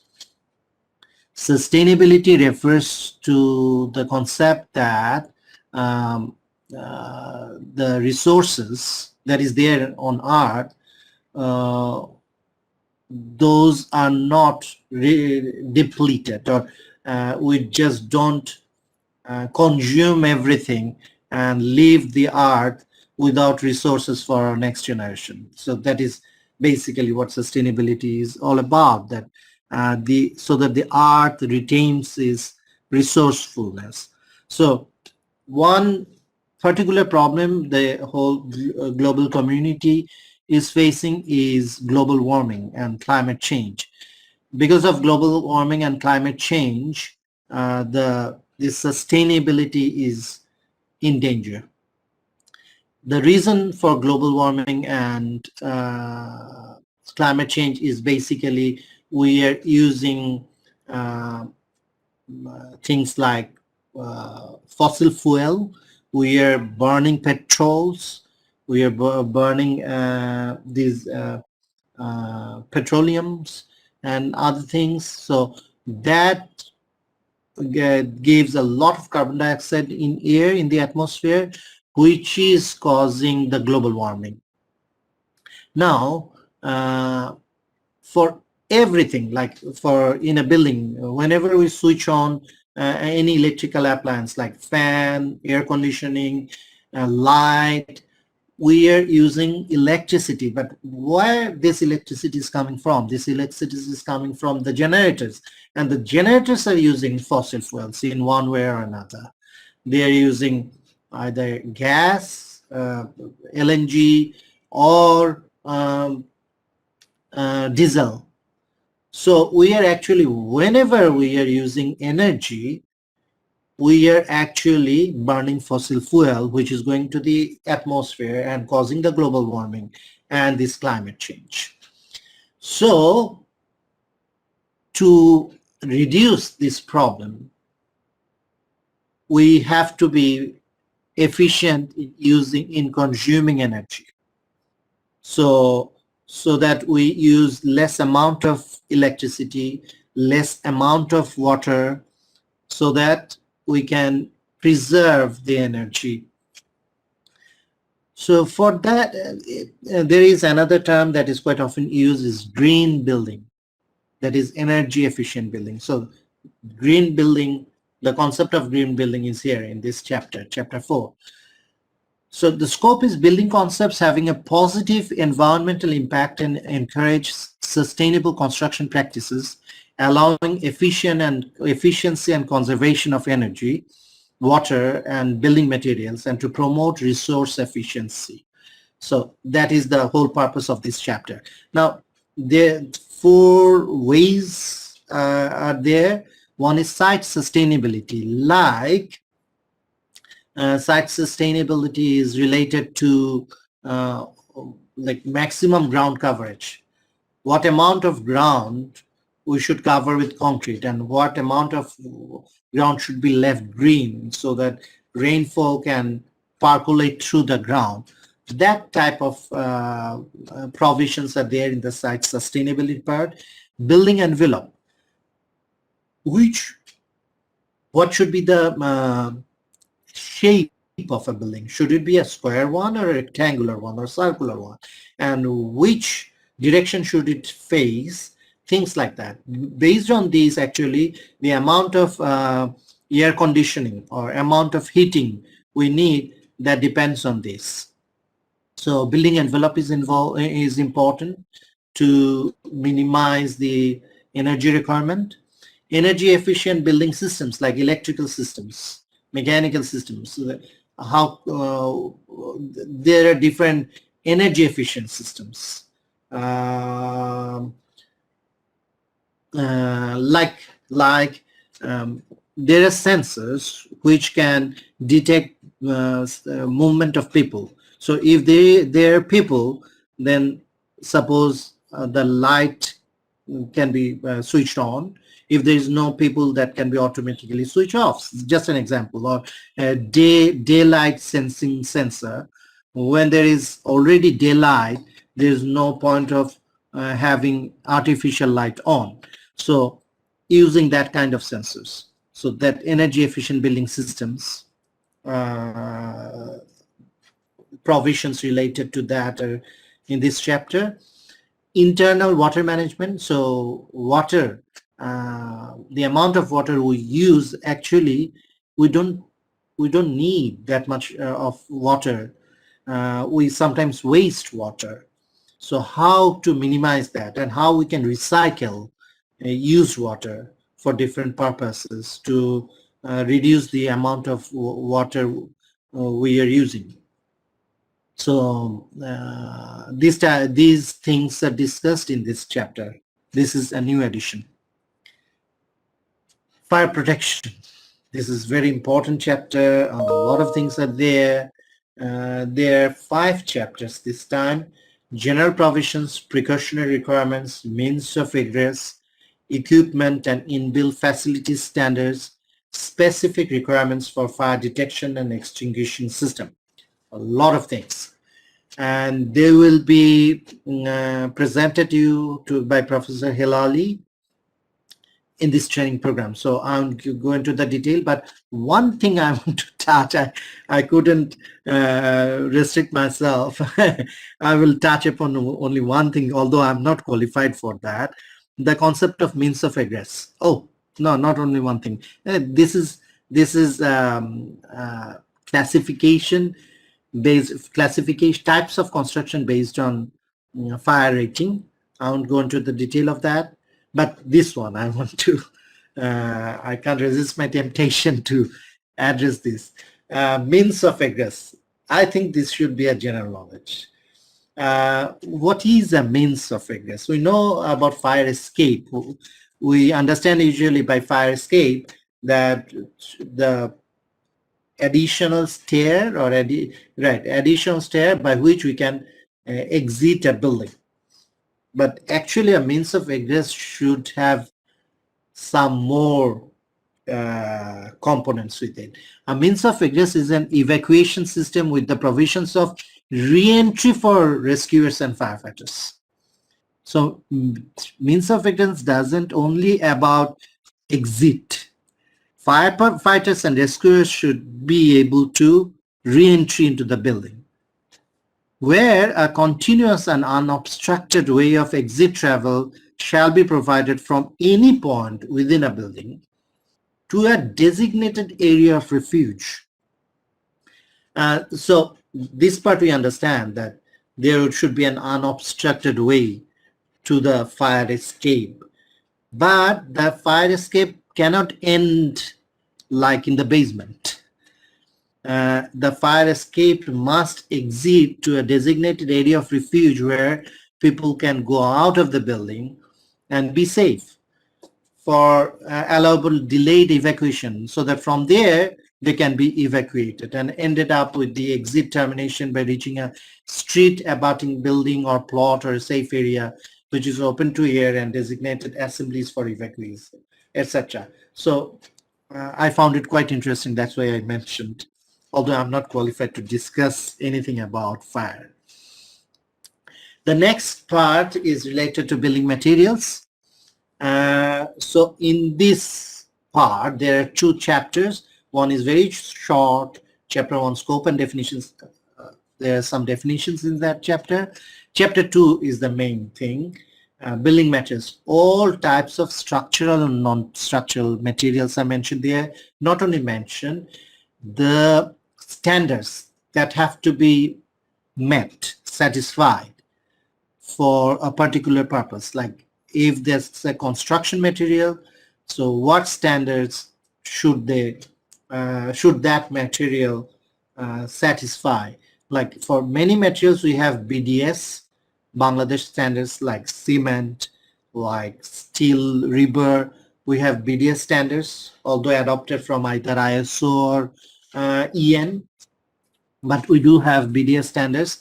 But for many other materials, different international standards are mentioned in this part, but we just have to be careful that proper standards are met. The materials we use that should satisfy those standards. That's it. So this is important.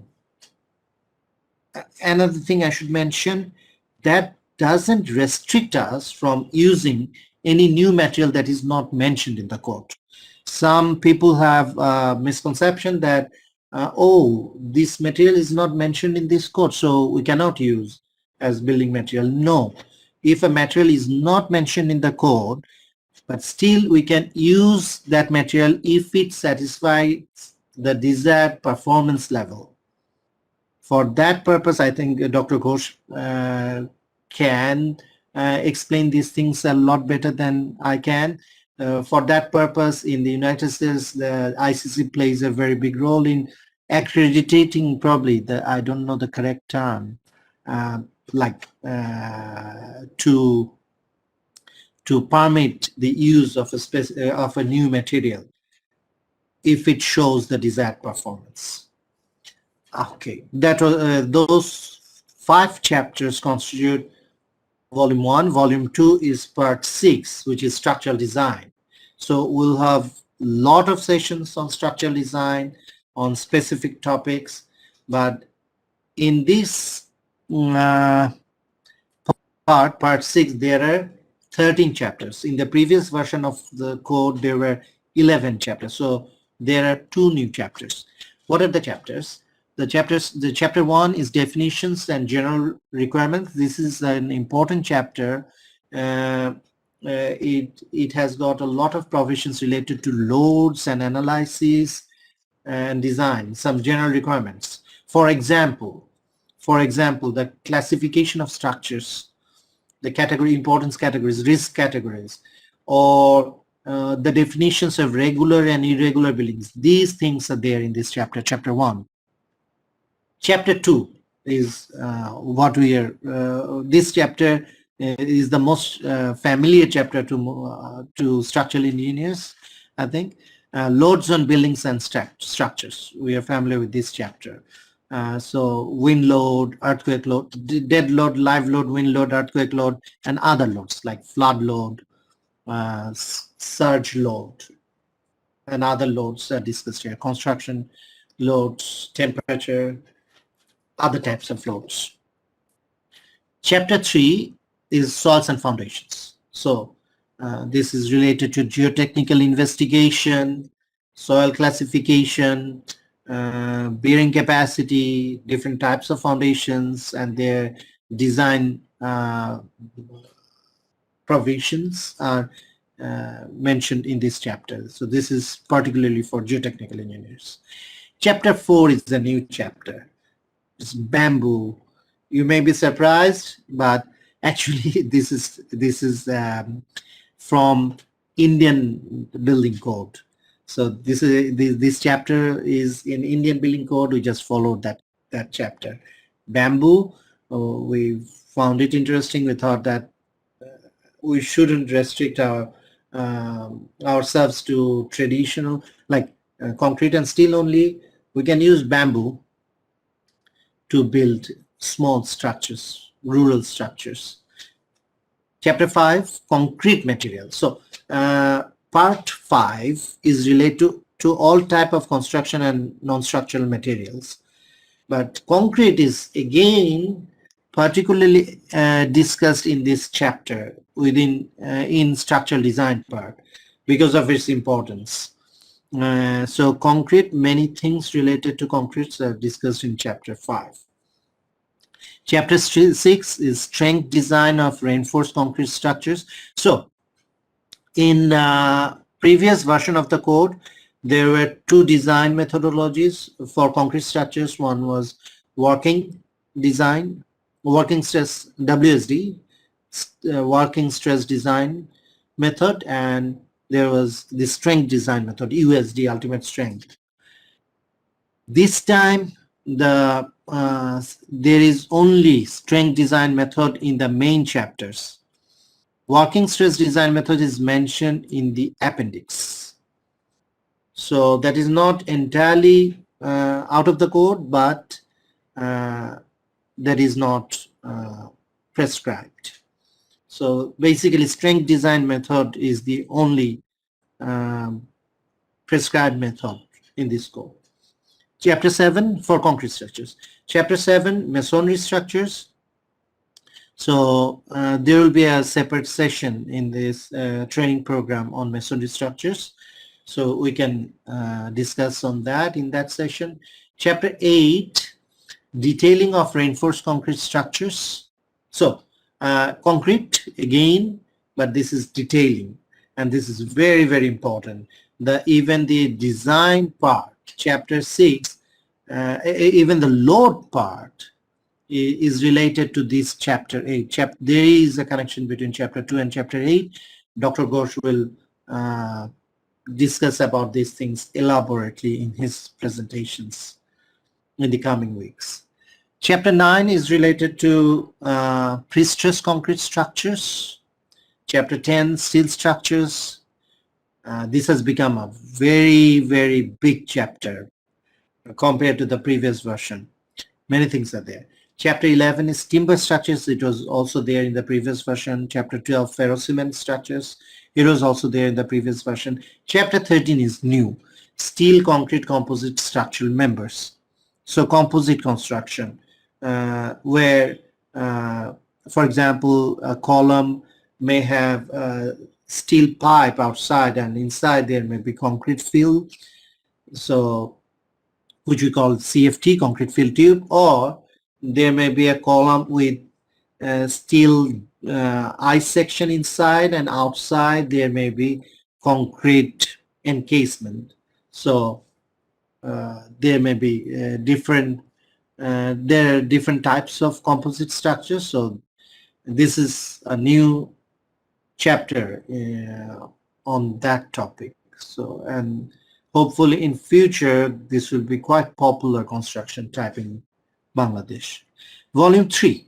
So the rest of the code is volume 3, which has got 4 more chapters, parts, part 7, 8, 9, and 10. Part 7 is related to construction practices and safety. There is a separate session on construction practices.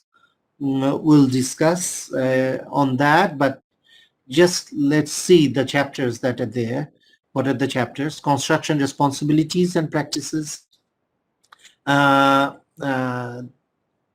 This is related to how to plan construction, what should be there in the construction site. So things like that. Safety of the surrounding people.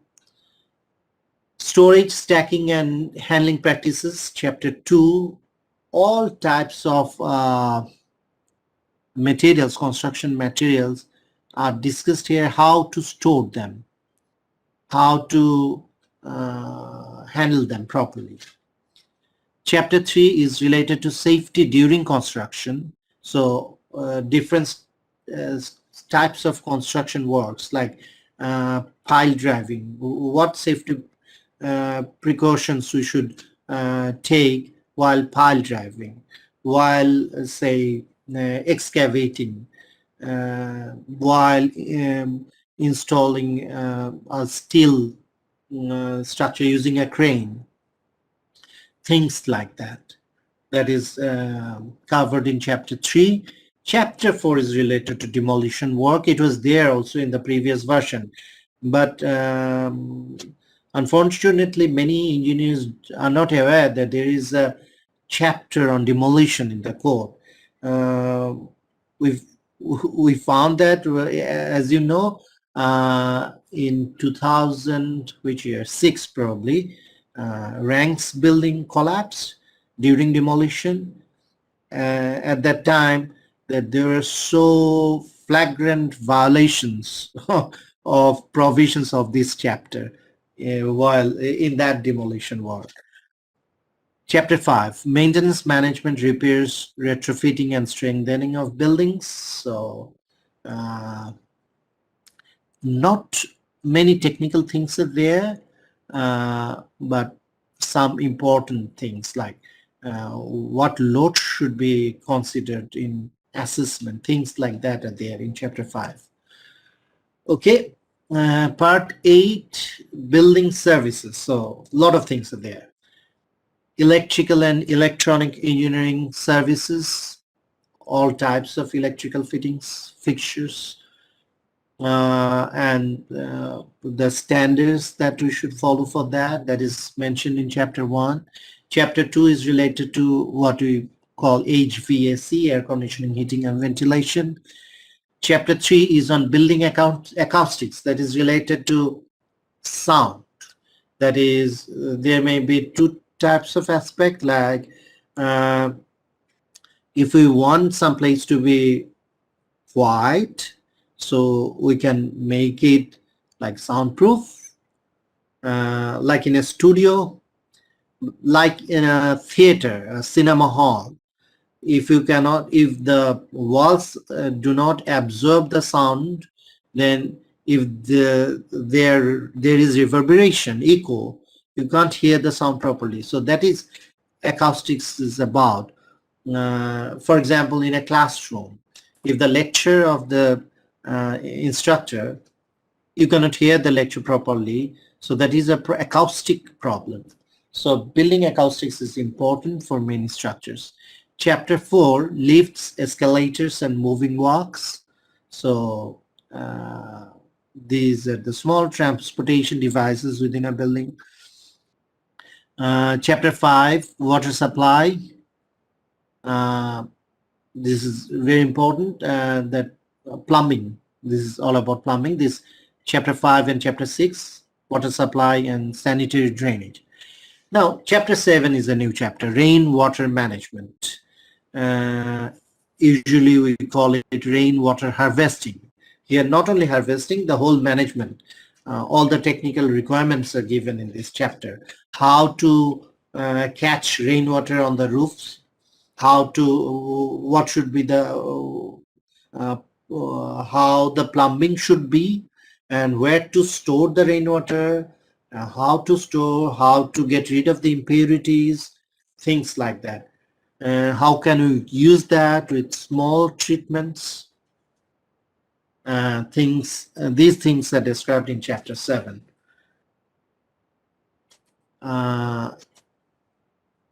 Okay. Chapter 8 is fuel and gas supply. So it was there in the previous code too. There are some new provisions in this code on chapter 8 on gas supply. So I think I should not go into the details of all these services. I'll just skip. You can have a look that there are new things even in the electrical building services like CCTV and access control system. It was not there in the previous code. This is something new, things like that. So HVAC, heating, ventilation and air conditioning. So things like energy conservation is a new topic in this chapter. Acoustics is completely written from a new perspective. So this is quite different from the previous version. Lifts and escalators. So again, you can see energy conservation is there. Water supply. So it is quite detailed, and many new diagrams have been included in this chapter. So those were not there in the previous version. So it will be quite useful for design engineers, plumbing design engineers. Same thing can be is applicable for sanitary drainage chapter. Rainwater management, as I say, this is a new chapter. Rainwater harvesting is usually the term we use for that, in the requirements, how to plan. There's something that are mentioned, licensing of plumber. This is not there in practice in our country, but hopefully if we have the BBRA in reality, if BBRA is established, then BBRA has the responsibility to license all technicians like plumbers. So fuel and gas supply, use of LPG is something new that is included in this new version of the code. Now, Part 9 is related to alteration, addition to, and change of use of existing buildings. This is more related to administrative stuffs like applicability and implementation, evaluation and compliance, and conservation. There is a clause for evaluation. So you can apply for making change in your building, but it has to go through an evaluation process to check if the safety is not compromised. If safety is not compromised and the desired level of performance are achieved, then you may get the permission for the change or alteration. But at the same time, conservation issues are there. So these things are addressed in this chapter. So I won't go into the details of this. I'll just skip them. So conservation, conservation is the process of retention of existing buildings or group of buildings, landscape, etc., and taking care not to alter or destroy a character or detail, even though repairs or changes may be necessary. For example, for a very old mosque or temple, if we want to have repair, but at the same time we want to retain the historical value of that structure, how to do that. So those provisions are there in this chapter. So there are guidelines, I'll just skip.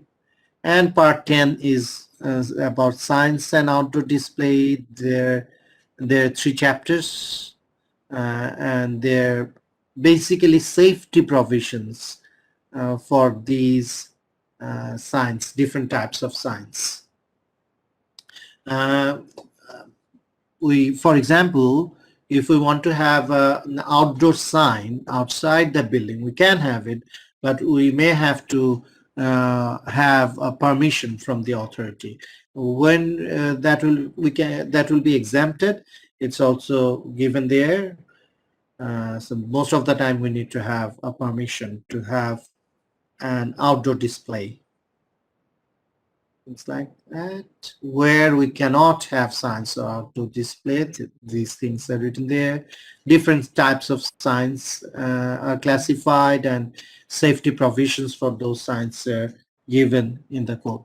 So that's it. This has been a small tour through the table of contents of the new Bnbc 2020.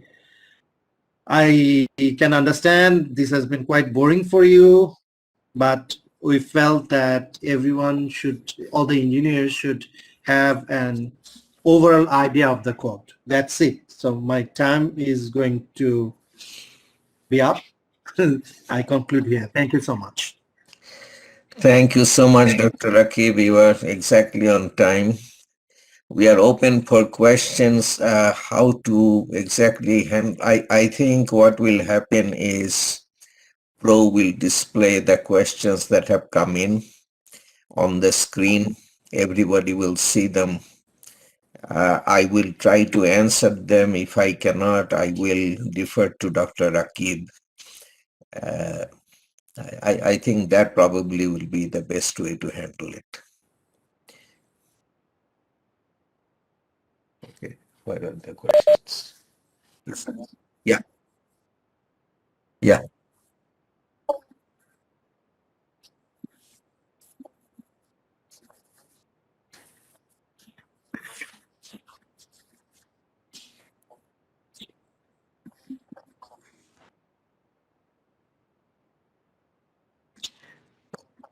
Okay, then I will read what I have, and everybody listening, you feel free to type in questions. This is an important part of the seminar. I have only two questions, as Pro said. One is very short. Under reinforced concrete is good for column with a question mark. the the answer is yes. Let me explain a little bit. When you have a lot of reinforcement in a column, it is definitely stronger. But the problem is that uh, if it gets overloaded for whatever reason and it fails, the failure will be explosive. It will be without any warning. If you don't have a lot of reinforcement, failure will be gradual and with warning. So that is a huge part of why we do not want to load any concrete member, beam or column or whatever, with a lot of reinforcement. Sudden failure without warning is a problem. Also, in earthquake situations or similar situations, the ability to so strength is one thing, but how long can strength be sustained? A column has high strength. You push the column sideways, it begins to move sideways. Is it able to sustain the high load that it is carrying? If it can, uh, uh, for a long range of displacements which are inelastic displacements which are not recoverable, that is the best. Then we have what we call ductility. That comes from a low amount of reinforcement. If you have a lot of reinforcement, you do not have ductility. The load cannot be sustained over any significant displacement. So for those reasons, less reinforcement is better than more reinforcement. Okay, then there is it is a question or a comment, I'm not sure. Success of Bnbc 2020 largely depends on proper involvement of all stakeholders, including landowners. That's absolutely true. As there is lack of publicity and awareness of Bnbc 2020 among general people, the landowners who are planning to construct buildings are not at all concerned about it. When the structural engineer tells them about setback issues or safety issues during construction, most of them try to ignore those. How these issues would be ensured among the landowners in the days to come. So this is where our public awareness campaign comes in. We have a very significant campaign planned that is going into effect as I speak. And we will try to create a situation where the public will have awareness that violation of building code is in nobody's interest. It is not definitely in the interest of the occupants of the building who may be renters. It is also not in the interest of the owner. So that kind of education, we will try to do what we can. We will try to make the public awareness campaign sustainable so that it continues after our project is over. Whether we can target something specifically at owners, we will have to consider. I think that will be kind of difficult. The next question I have post-stressed concrete structures are not included in structure with three question marks. I do not exactly understand the question. So post-stressed concrete, I think you mean post-tension concrete. So when we talk about concrete, concrete can be plain concrete, reinforced concrete, or pre-stressed concrete. There are basically three divisions. Plain concrete is not necessarily concrete without reinforcement. It has less reinforcement than the minimum prescribed by the code. Reinforced concrete is not pre-stressed, conventionally reinforced. Pre-stressed concrete, where we deliberately stress a concrete member before it is subject to external loading for very good reasons, can be pre-tensioned. We apply the pre-stress before the member becomes part of the structure, or it can be post-tensioned. We apply the pre-stress after the structural member is already part of the structure. I think you are talking about post-tension concrete. It definitely is included. When we talk about concrete, it includes plain, reinforced, as well as pre-stressed concrete, and pre-stressed concrete includes pre-tension concrete as well as post-tension concrete. All of that is included and is regulated by the code. Okay, that's all the questions I see. Dr. Rakib, you probably have a bunch.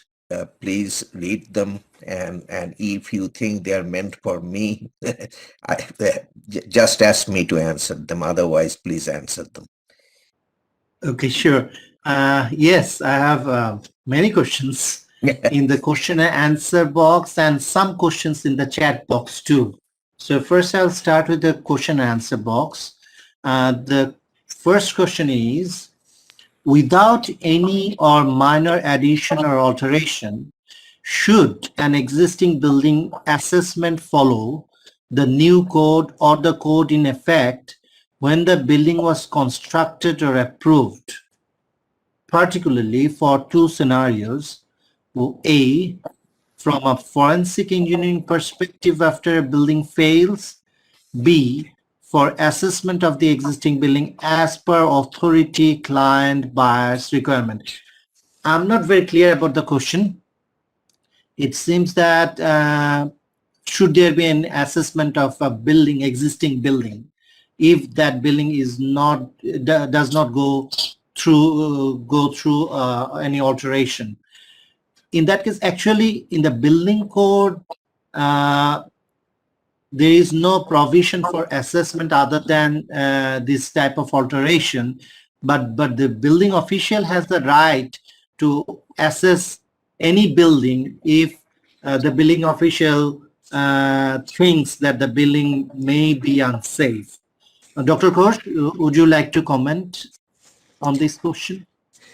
I somehow was looking at my Q&A, so I didn't quite listen to. If you read it again, please, I will try to. Yeah. Without any or minor addition or alteration, should an existing building assessment follow the new code or the code in effect when the building was constructed or approved? Particularly for two scenarios: A, from a forensic engineering perspective after a building fails; B, for assessment of the existing building as per authority, client, buyer's requirement. I heard you say that the question isn't very clear, and I would repeat that. I will only repeat that when a new code comes out, that does not render existing buildings any less safe than they were before the new code came out. And so if you have not been concerned about your building before the new code come out, there is no new concern that should enter your mind. Okay? So it is only when you add to your building or alter your building that you should worry about the new code. So that is the short answer. And if you have more in mind, you will have to write back. Thank you. The next question is a very important one actually. Since we have a building code, why additional Vidhimala is required? Very, very good question. You see, building one important difference between Vidhimala and building code is that building code is for the entire country.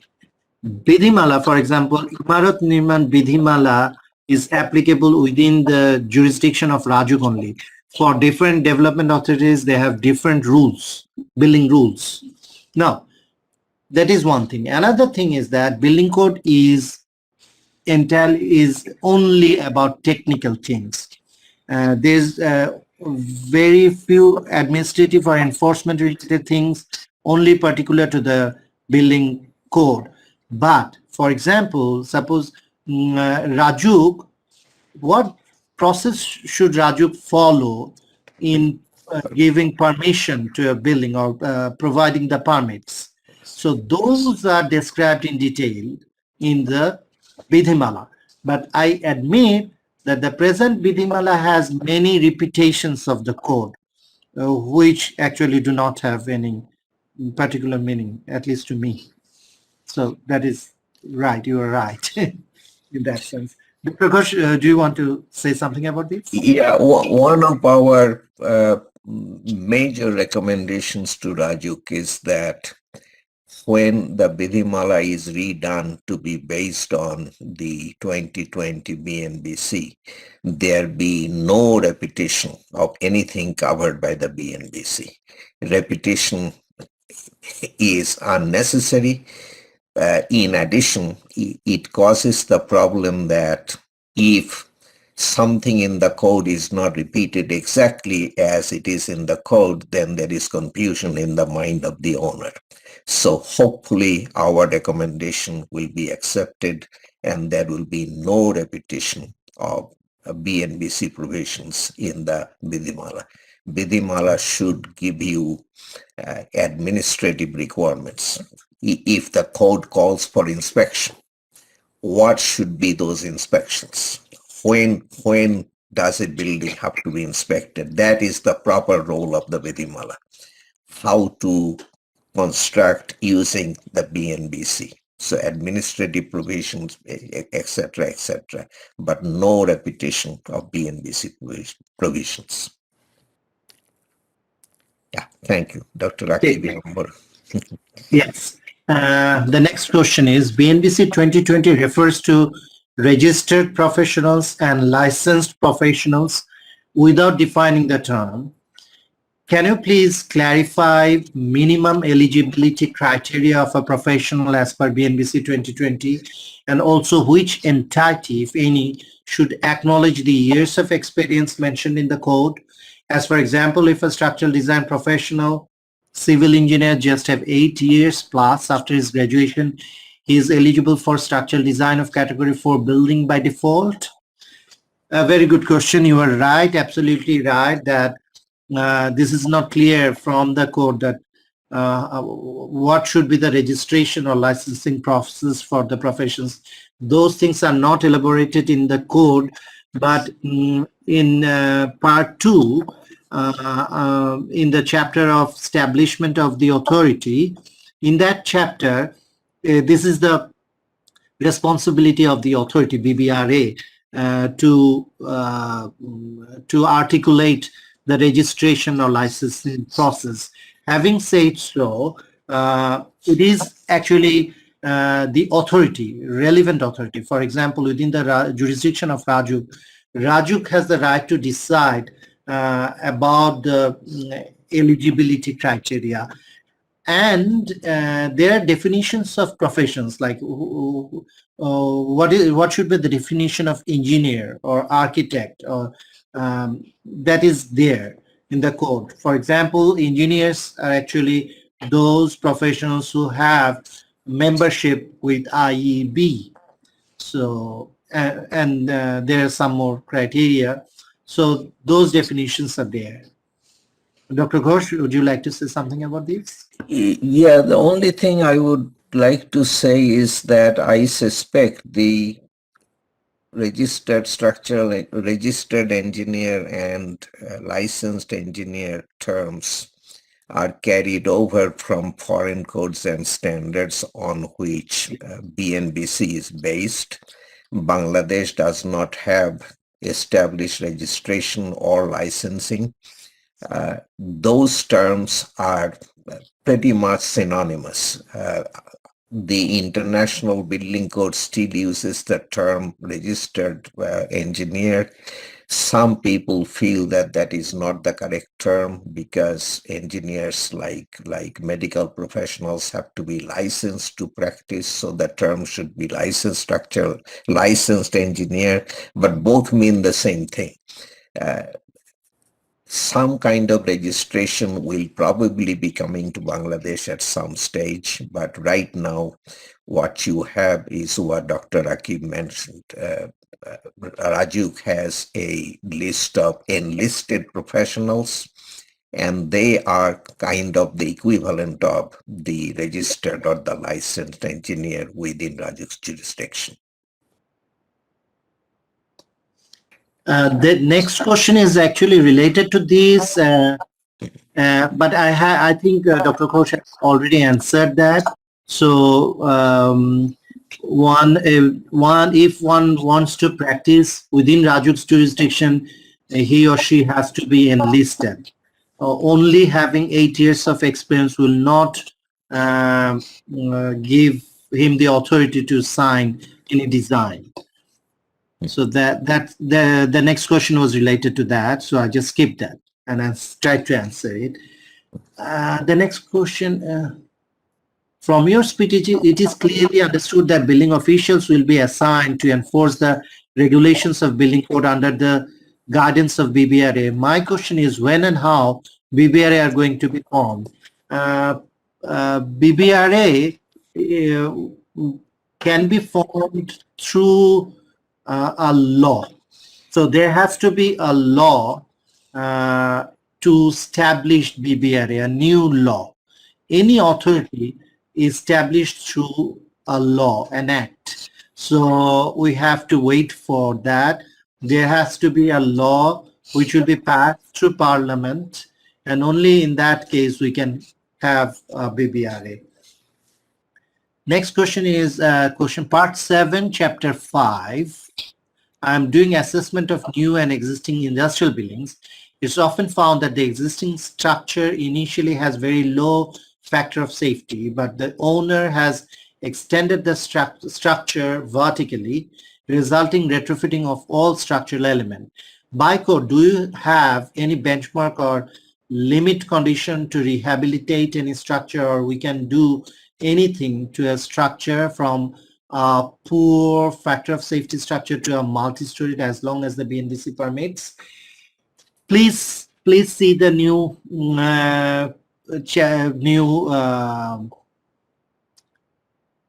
chapter 5 of part 7 in conjunction with part 9.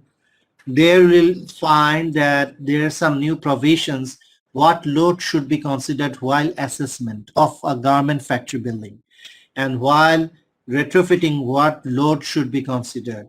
These are given there.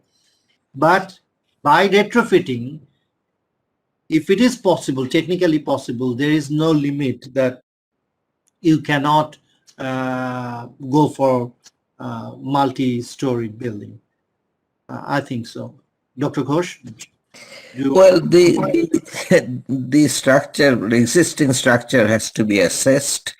If there is a 3-story structure and the foundation and the structure are strong enough that you can build another 6 stories on top, by all means. But if the foundation is for a 3-story building or a 4-story building, you cannot build 9 or 10 stories. That goes without saying. So the assessment has to be done. It has to be possible.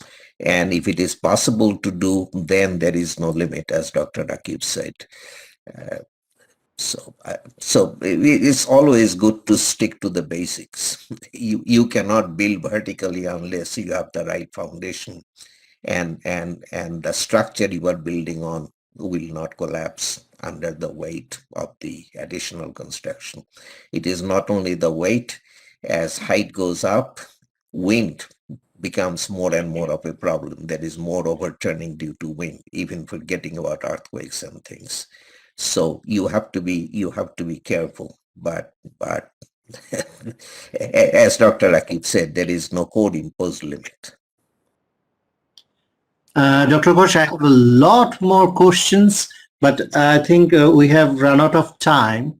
Okay. So can we have a record of these questions and answer them Yes. afterwards, probably? Yeah. Yeah, no, we can get a record of the questions. I'm pretty sure I will have Pro speak to that. Is that correct, Pro? We can print the questions, right? Okay.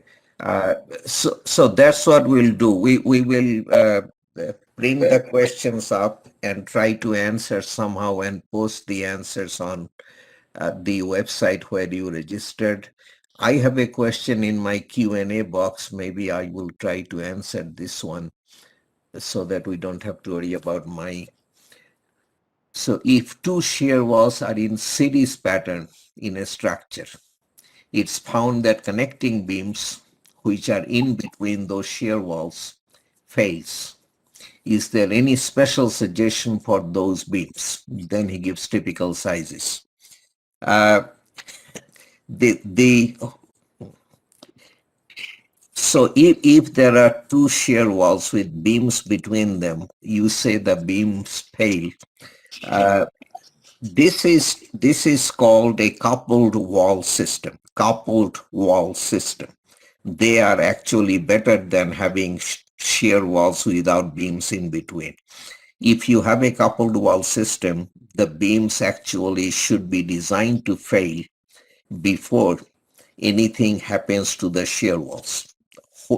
Let me go a little bit. I know it is beyond regulation time, but this is an important topic.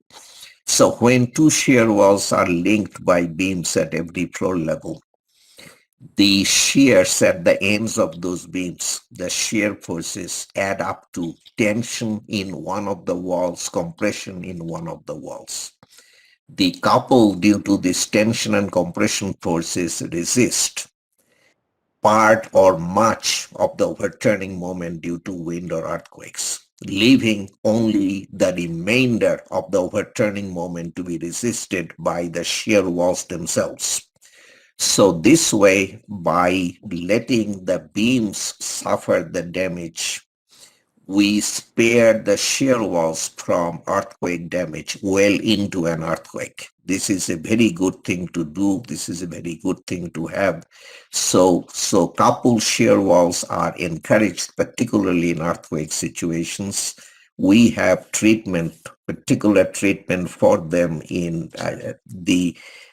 as Dr. Rakib mentioned, Bnbc 2020, which is now coming into effect, is already outdated because it was done in 2010. In later editions of US standards, we have treatment of coupled shear walls that that will benefit you. So this is a good question. I'm not sure the whole implication of the question was understood by the questioner, but coupled shear wall system, look those up maybe on the internet and you will have an appreciation. And there was another one. Maria, can you bring that up? To us? It said it was meant for Dr. Rakib. There was another underneath that. Okay. Yeah, actually there are two. So I have a question to Dr. Rakib sir. After Gazette on February 11th of Bnbc 2020, code is mandatory to practice with a question mark. That is what I understand. That is true, Dr. Rakib, right? Yes, So, yes. yeah, okay. So that's an easy answer. And then I see another question. If an existing building is overstressed due to load prescribed in Bnbc 2006 and remediation is required, should the remediation be done using Bnbc 2020. Yes, you have to use the code at the time you do your rehabilitation, retrofit, whatever. Maybe I have more questions than I thought. Okay, so we will do with both the question and answer boxes, Dr. Rakib's and mine. We will print them out and we will try to answer them to the be a little patient because everybody has only so much time, but we will try to answer them. So with that, I thank everybody for your attendance. I counted, I think 336 was the peak, and I understand, I don't know how many, but some were unable to register. So we will try to solve that problem to the best we can. I thank Dr. Akib for his part of the presentation. It was I benefited from it. I would like to thank Maria Eglipe of our staff and Pro Dasgupta who ran this thing, and it wasn't easy. Anyhow, I think for the first one, it has gone off well. I was afraid of technical problems. That hasn't happened. The sound has seemed to work. So we are hoping for the best. Dr. Rakib has a whole module tomorrow. I'm looking forward to it. So same time tomorrow, 7 in the evening in Dhaka, we will start again. Thank you very much for attending.